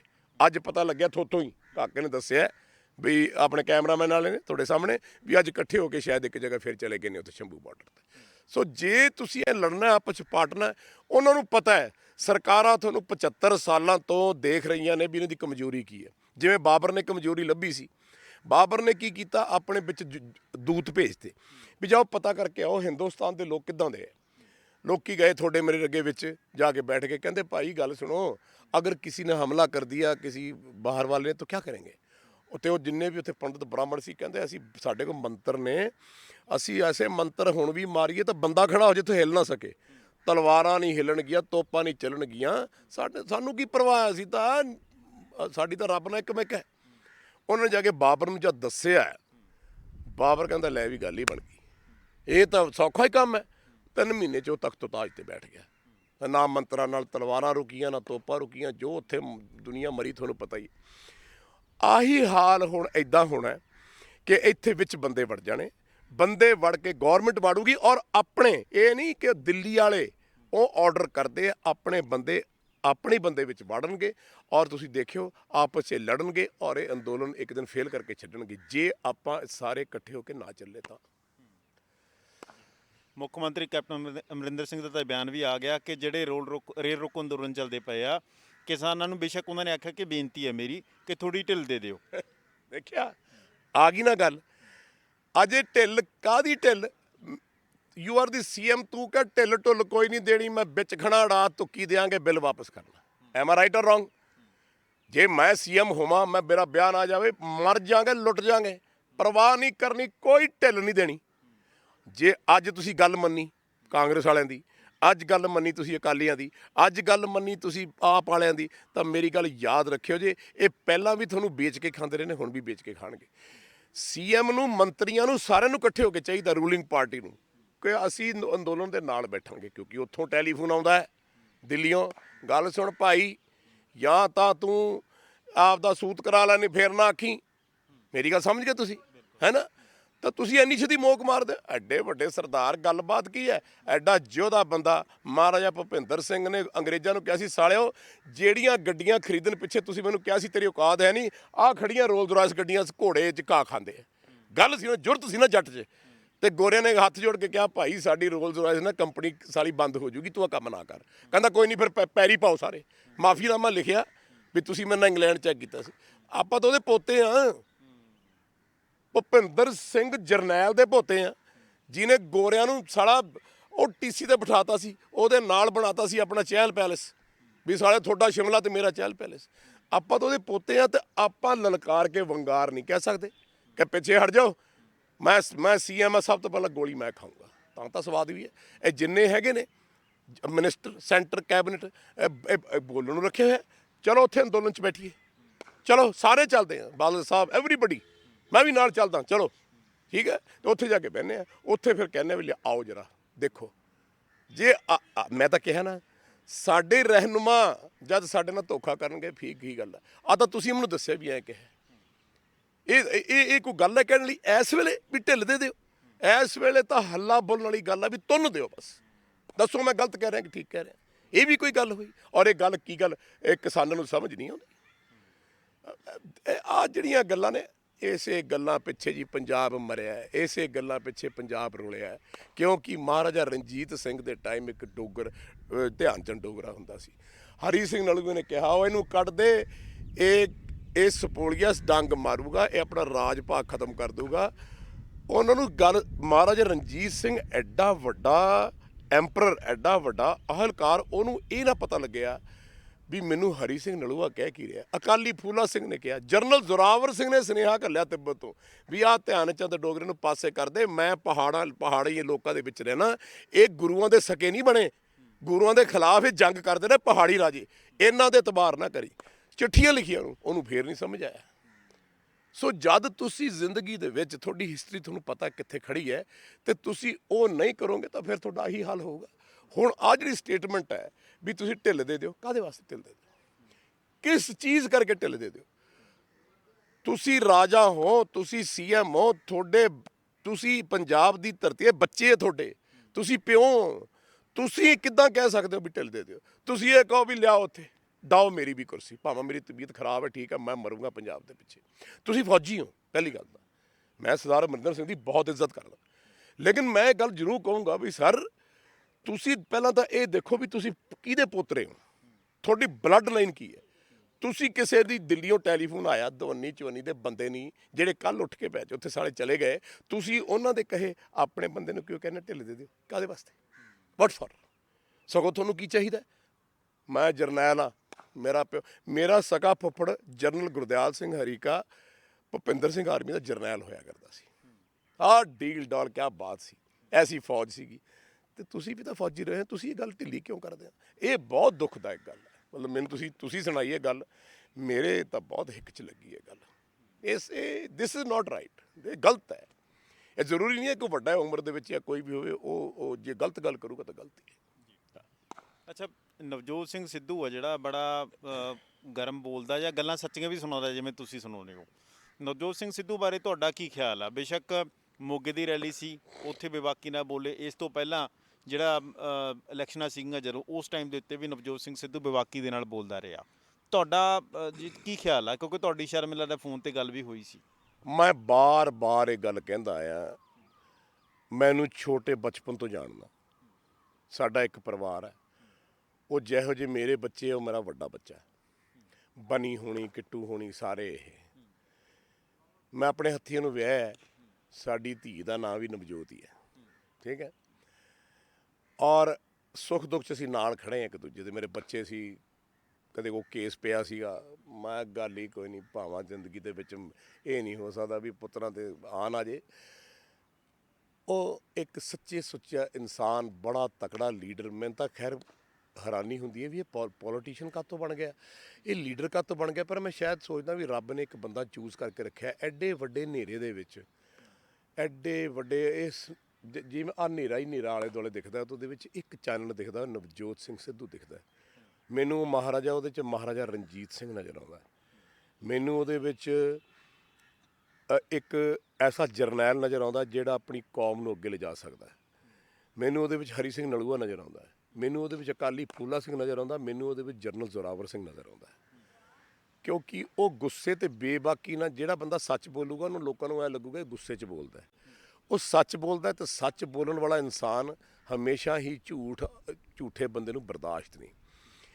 ਗੁਰੂ ਨਾਨਕ ਦੇਵ ਜੀ ਨੇ ਜਪਜੀ ਸਾਹਿਬ 'ਚ ਅਸੀਂ ਪੜ੍ਹੋ 'ਚ ਲਿਖਿਆ ਹੈ ਔਰ ਵਿਆਖਿਆ ਵੀ ਦਿੱਤੀ ਹੈ ਕਿ ਜਿਹੜਾ ਝੂਠ ਹੈ ਨਾ ਉਹ ਸੱਚੇ ਨੂੰ ਨਾਲ ਤਾਂ ਬਿਠਾ ਲੂਗਾ, ਪਰ ਜੇ ਸੱਚ ਉੱਪਰ ਜਾਊਗਾ ਨਾ ਤਾਂ ਫਿਰ ਉਹਨੂੰ ਖਿੱਚ ਕੇ ਉਹਨੂੰ ਫਾਂਸੀ ਲਾ ਦੂਗਾ। ਲੇਕਿਨ ਅਖੀਰ 'ਚ ਜਿੱਤ ਜਿਹੜੀ ਹੈਗੀ ਉਹ ਸੱਚ ਦੀ ਹੁੰਦੀ ਹੈ ਔਰ ਉਹ ਹਮੇਸ਼ਾ ਰਹਿੰਦੀ ਹੈ। ਸੋ ਮੈਂ ਸਮਝਦਾ ਕਿ ਨਵਜੋਤ ਸਿੰਘ ਸਿੱਧੂ ਇੱਕ ਦੂਜਾ ਕਾਕਾ ਹੈਗਾ ਜਿਹੜਾ ਬਾਦਲਾਂ ਦੇ ਟਾਈਮ ਤੁਹਾਨੂੰ ਯਾਦ ਹੋਊਗਾ, ਤੁਸੀਂ ਚੈਨਲ ਚਲਾਉਂਦੇ ਹੋ ਪ੍ਰੈਸ ਦੇ ਵਿੱਚੋਂ, ਕਰਨਵੀਰ ਸਿੰਘ ਕੰਗ, ਅਸੀਂ ਇਕੱਠੇ ਪੜ੍ਹੇ ਹਾਂ ਕੇਜੀ ਕਲਾਸ ਤੋਂ ਸੇਂਟ ਜੌਨ ਦੇ ਵਿੱਚ। ਉਹ ਇੱਕ ਐਸਾ ਜਰਨੈਲ ਹੈ। ਮੇਰੀ ਇਹ ਸੋਚ ਹੈ, ਜਾਂ ਮੈਂ ਸੋਚਦਾ ਵੀ ਇਹ 100-150 ਐਸਾ ਜਰਨੈਲ ਪੰਜਾਬ 'ਚੋਂ ਕੱਢ ਕੇ ਤਿਆਰ ਕੀਤਾ ਜਾਵੇ ਔਰ ਇਹਨਾਂ ਦੀ ਇੱਕ ਜਿਹੜੀ ਹੈਗੀ ਹੈ ਪਾਰਟੀ ਬਣਾਈ ਜਾਏ, ਤਾਂ ਕਿ ਸਾਨੂੰ ਕਿਸੇ ਦੀ ਪਾਰਟੀ ਰਲਣ ਦੀ ਲੋੜ ਨਹੀਂ, ਸਾਡੇ ਕੋਲ ਕਿਸੇ ਕੋਲ ਜਾਣ ਦੀ ਲੋੜ ਨਹੀਂ। ਆਮ ਆਦਮੀ ਪਾਰਟੀ ਨੇ ਆਪਣੀ ਪਾਰਟੀ ਬਣਾ ਲਈ, ਚਲੋ ਜਿਵੇਂ ਵੀ ਹੈ ਸਟਰਗਲ ਕਰ ਰਹੇ ਨੇ, ਜੋ ਵੀ ਕਰ ਰਹੇ, ਖੜੇ ਤਾਂ ਹੈਗੇ ਆ ਨਾ, ਭਗਵੰਤ ਮਾਨ ਖੜਾ ਤਾਂ ਹੈ ਨਾ, ਬਾਕੀ ਖੈਰੇ ਹੋਣੀ ਖੜੇ ਤਾਂ ਹੈਗੇ ਆ। ਆਪਣੀ ਪਾਰਟੀ ਨਵਜੋਤ ਸਿੰਘ ਸਿੱਧੂ ਬਣਾ ਲੂਗਾ, ਸਾਰੀ ਪਾਰਟੀਆਂ 'ਚੋਂ ਜਿੰਨੇ ਐਮਐਲਏ ਛੱਡ ਕੇ ਤੋਂ ਆ ਜਾਣਗੇ।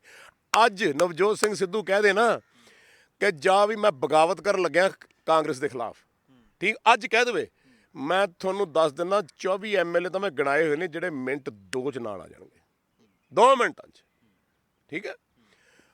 ਲੇਕਿਨ ਉਹ ਚਾਹੁੰਦਾ ਨਹੀਂ ਕਿ ਮੈਂ ਇਹ ਧੋਖਾਧੜੀ ਕਰਾਂ। ਲੇਕਿਨ ਇਹ ਧੋਖਾਧੜੀ ਨਹੀਂ ਹੈ। ਕਦੇ ਕਦੇ ਜ਼ਿੰਦਗੀ ਦੇ ਵਿੱਚ ਆਪ ਦਾ ਦੇਸ਼ ਬਚਾਉਣ ਵਾਸਤੇ, ਆਪ ਦੀ ਸਟੇਟ ਬਚਾਉਣ ਵਾਸਤੇ, ਆਪ ਦੀ ਧਰਤੀ ਮਾਂ ਨੂੰ ਬਚਾਉਣ ਵਾਸਤੇ ਕੁਰਬਾਨੀਆਂ ਵੀ ਦੇਣੀਆਂ ਪੈਂਦੀਆਂ ਨੇ। ਜਿਵੇਂ ਲੋਹੇ ਨੂੰ ਲੋਹਾ ਕੱਟਦਾ, ਸੋ ਇਹ ਧੋਖਾਧੜੀ ਨਹੀਂ, ਇਹ ਜ਼ਿੰਦਗੀ ਦੇ ਵਿੱਚ ਕਰ ਲੈਣਾ ਚਾਹੀਦਾ। ਸਿੱਧੂ ਨੂੰ ਆਵਾਜ਼ ਮਾਰਨੀ ਚਾਹੀਦੀ ਹੈ ਵੀ ਮੈਂ ਆਪਦੀ ਪਾਰਟੀ ਖੜਨ ਲੱਗਿਆ, ਜਿੰਨੇ ਵੀ ਐਮਐਲਏ, ਜਿੰਨੇ ਵੀ ਸਾਰਿਆਂ ਭਾਈ ਮੇਰੇ ਝੰਡੇ ਥੱਲੇ ਆ ਜਾਓ। ਕਿਉਂਕਿ ਕਰਨਵੀਰ ਕੰਗ ਨਾਲ ਮੇਰੀ ਗੱਲ ਹੋਈ ਸੀ, ਕਹਿੰਦਾ ਮੈਂ ਨਵਜੋਤ ਨੂੰ ਆਪਣਾ ਲੀਡਰ ਮੰਨਦਾ। ਜਿੰਨੇ ਵੀ ਐਮਐਲਏ ਨਾਲ, ਲੋਕਾਂ ਨਾਲ ਮੇਰੀ ਗੱਲ ਹੋਈ, ਉਹ ਕਹਿੰਦੇ ਅਸੀਂ ਨਵਜੋਤ ਸਿੰਘ, ਕਿਹੜੇ ਐਮਐਲਏ ਤੋਂ ਨਹੀਂ ਨਾਮ ਨਹੀਂ ਲਈਦੇ ਹੁੰਦੇ, ਇਹ ਤਾਂ ਗੱਲ ਗਲਤ ਹੈ। ਜੇ ਸੀਕ੍ਰੇਟ ਇਜ਼ ਅ ਸੀਕ੍ਰੇਟ। ਉਹ ਸਾਰੇ ਹੀ ਕਹਿੰਦੇ ਨੇ ਕਿ ਜੀ ਸਾਨੂੰ ਇੱਕ ਵਾਰੀ ਆਵਾਜ਼ ਮਾਰੇ, ਅਸੀਂ ਤਾਂ ਆਪ ਬਹੁਤ ਦੁਖੀ ਹਾਂ। ਤੁਹਾਡੀ ਬਕਾਇਦਾ ਤੌਰ ਤੇ ਗੱਲ ਹੋਈ ਆ ਸਾਰਿਆਂ ਨਾਲ, ਜਿਹੜੇ ਮਤਲਬ ਬੇਸ਼ੱਕ ਨਾਮ ਨਹੀਂ ਲੈਣੇ ਆਪਾਂ? ਮੇਰੀ ਤਕਰੀਬਨ 40-45 ਬੰਦਿਆਂ ਨਾਲ ਗੱਲ ਬਹੁਤ ਦੇਰ ਤੋਂ ਹੋ ਚੁੱਕੀ ਹੈ। ਪਰ ਕਹਿੰਦੇ ਜੀ ਗੱਲ ਇਹ ਹੈ ਵੀ ਸਾਨੂੰ ਲੀਡਰ ਇਹ ਚਾਹੀਦਾ ਲਲਕਾਰ ਮਾਰ ਕੇ ਦੇਖੇ। ਮੈਂ ਤਾਂ ਅੱਜ ਕਿਹਾ ਸੀਗਾ, ਅੱਜ ਸਵੇਰ ਤੁਸੀਂ ਇੰਟਰਵਿਊ ਪੜ੍ਹਿਓ, ਮੈਂ ਕਿਹਾ ਜਿੱਥੇ ਪੈਰ ਰੱਖ ਦੂਗਾ ਭੀਮ ਵਾਲਾ ਪੈਰ ਆ, ਸਾਰੀ ਦੁਨੀਆ ਉੱਥੇ ਇਕੱਠੀ ਹੋ ਜਾਊਗੀ। ਇਹ ਇਕੱਠੇ ਐਮਐਲਏ ਨਹੀਂ, ਮੰਤਰੀ ਨਹੀਂ, ਸਾਰੇ ਨਹੀਂ ਆ ਜਾਣਾ ਜੀ। ਸਾਰੇ ਪੰਜਾਬ ਨੇ ਤੁਰ ਪੈਣਾ, ਤੁਸੀਂ ਵੀ ਨਾਲ ਤੁਰ ਪੈਣਾ, ਕਿਉਂਕਿ ਤੁਸੀਂ ਵੀ ਉਹਨੂੰ ਆਪਣਾ ਲੀਡਰ ਮੰਨਦੇ ਹੋ। ਸੋ ਆਈ ਥਿੰਕ ਨਵਜੋਤ ਸਿੰਘ ਸਿੱਧੂ ਇੱਕੋ ਹੀ ਲੀਡਰ ਰਹਿ ਗਿਆ। ਉਸ ਤੋਂ ਪਹਿਲਾਂ ਮੈਂ ਸਮਝਦਾ ਜੇ ਰਾਹੁਲ ਗਾਂਧੀ ਸਿਆਣਾ ਹੋਵੇ ਨਾ, ਉਹ ਇੱਕ ਐਲਾਨ ਕਰਦੇ ਵੀ ਭਾਈ Navjot Singh Sidhu is the president of the Congress committee, ਆਉਣ ਵਾਲਾ ਇਹ ਸੀਐਮ ਹੈ। ਜਿਹਨੂੰ ਭਾਈ ਇਤਰਾਜ਼ ਹੈ ਉਹ ਦਰਵਾਜ਼ਾ ਖੁੱਲ੍ਹਾ, ਜੋ ਡੰਡੇ ਪਾਓ। ਜੇ ਇੰਦਰਾ ਗਾਂਧੀ ਰਾਹੁਲ ਗਾਂਧੀ ਜਗ੍ਹਾ ਹੁੰਦੀ, ਉਹਨੇ ਪਤਾ ਹੀ ਕਹਿਣਾ ਸੀ ਕਿਹੜਾ ਬੋਲਦਾ ਤੁਹਾਡੇ 'ਚੋਂ। ਵਿਨੋਦ ਸ਼ਰਮੇ ਨੂੰ ਟਿਕਟ ਮਿਲੀ, ਹੰਸਰਾਜ ਹੰਸ ਇੱਥੇ ਲੜਦਾ ਹੁੰਦਾ ਸੀ ਇਲੈਕਸ਼ਨ ਬਨੂੜ ਤੋਂ, ਫਾਈਨੈਂਸ ਮਿਨਿਸਟਰ। ਸੰਜੇ ਗਾਂਧੀ ਨੇ ਕਿਹਾ ਹਾਂ ਵੀ ਕੌਣ, ਹਾਂ ਬੈਠੋ ਭਾਈ ਵਿਨੋਦ, ਬਿਠਾ ਲਿਆ ਉੱਥੇ, ਚਲੋ ਵਿਨੋਦ ਸ਼ਰਮਾ ਤੁਮ ਲੜੋਗੇ। ਉੱਥੇ ਬੜਾ ਅੰਦੋਲਨ ਹੋਇਆ ਜੀ, ਪੈਟਰੋਲ ਨਹੀਂ ਜਾਣ ਦੇਣਾ, ਫਲਾਨਾ ਨਹੀਂ, ਕੇਦਾਰਨਾਥ ਸ਼ਰਮਾ ਜੀ ਮੈਨੂੰ ਕਿਹਾ ਬੇਟਾ ਇਹਨੇ ਪੈਟਰੋਲ ਰੋਕਤਾ। ਮੈਂ ਕਿਹਾ ਜੀ ਗੱਲ ਹੀ ਕੋਈ ਨਹੀਂ, ਪੈਟਰੋਲ ਪੰਪ ਤੋਂ ਭਰ ਕੇ ਗੱਡੀਆਂ ਡਰਮਾਂ 'ਚ ਭੇਜੀਆਂ ਉੱਥੇ। ਸੰਜੇ ਜੀ ਨੇ ਆਉਣਾ ਸੀਗਾ, ਜ਼ਰੂਰਤ ਵਾਲਾ ਸੀ ਨਾ ਬੰਦਾ, ਹੈ स्टैंडिंग विनिंग कैंडिडेट ਨੂੰ ਕਿਹਾ ਪਾਸੇ ਹੋ, अब तुम बूढ़े हो गए, चलो अभी यंगस्टर आएंगे, क्योंकि यूथ कांग्रेस बनी सी। सो जुरत होनी चाहिए है बंदे दे विच। जुरत वाला ਇੱਕੋ ਹੀ ਬੰਦਾ ਹੈ, ਮਰਦ ਇੱਕੋ ਹੀ ਬੰਦਾ, ਮਰਦ ਮੰਗਣਾ ਇੱਕੋ ਹੀ ਹੈ। ਗੁਰੂ ਗੋਬਿੰਦ ਸਿੰਘ ਜੀ ਨੇ ਜੋ ਸਿੰਘ ਪੈਦਾ ਕੀਤੇ, ਮੈਂ ਸਮਝਦਾ ਉਹਦੇ ਵਿੱਚੋਂ ਇੱਕ ਜਰਨੈਲ ਜ਼ਰੂਰ ਰਹਿ ਗਿਆ, ਔਰ ਉਸ ਜਰਨੈਲ ਦਾ ਨਾਮ ਹੈ ਨਵਜੋਤ ਸਿੰਘ ਸਿੱਧੂ।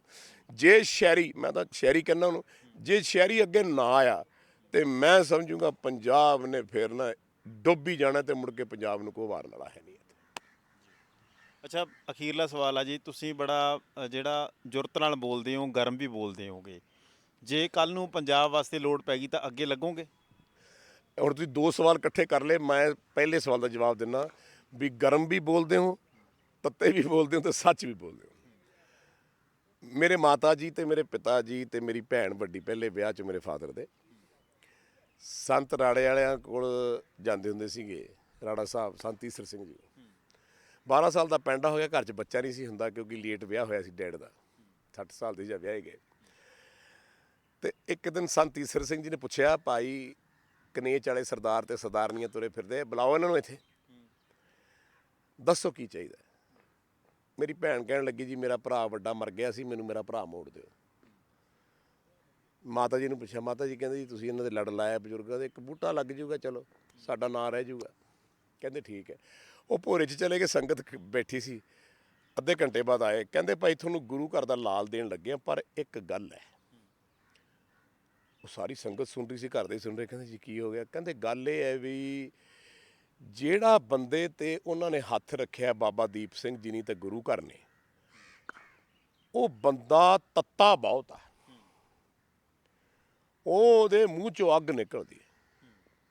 ਕਿਉਂਕਿ ਸੱਚ, ਜਦ ਸੱਚਾ ਬੰਦਾ ਬੋਲਦਾ ਉਹਦੇ ਮੂੰਹ ਚੋਂ ਅੱਗ ਨਿਕਲਦੀ ਹੈ। ਔਰ ਉਹ ਗਲਤ ਗੱਲ ਉਹਨੇ ਬਰਦਾਸ਼ਤ ਨਹੀਂ ਕਰਨੀ ਤੇ ਗਾਲਾਂ ਵੀ ਬੇਸ਼ੁਮਾਰ ਕੱਢਿਆ ਕਰੂਗਾ, ਬੋਲਿਆ ਵੀ ਐਂ ਕਰੂਗਾ, ਜਦ ਬੋਲਿਆ ਕਰੂਗਾ ਅੱਗ ਮੂੰਹ ਚੋਂ ਨਿਕਲਿਆ ਕਰੂਗੀ। ਗੁਰੂ ਘਰ ਦਾ ਬੱਚਾ, ਬਾਬਾ ਦੀਪ ਸਿੰਘ ਜੀ ਦਾ ਲਾਡਲਾ ਹੈ, ਪੁੱਤ ਹੈ, ਤੁਸੀਂ ਸੰਭਾਲ ਲਓਗੇ।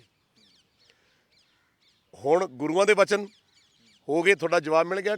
ਉਹਨਾਂ ਨੇ ਵਚਨ ਕੀਤੇ ਹੈ, ਮੈਂ ਬੜੀ ਕੋਸ਼ਿਸ਼ ਕਰਦਾ ਨਹੀਂ ਐਂ ਕਰਕੇ ਬੋਲਣਾ, ਨਹੀਂ ਜੀ ਠੀਕ ਹੈ ਜੀ, ਉਹ ਸਾਲਾ ਕਰਦੇ ਕਰਦੇ ਫਿਰ ਮੇਰਾ ਬਥੇਰਾ ਕੋਸ਼ਿਸ਼ ਕਰੀਦੀ ਹੈ।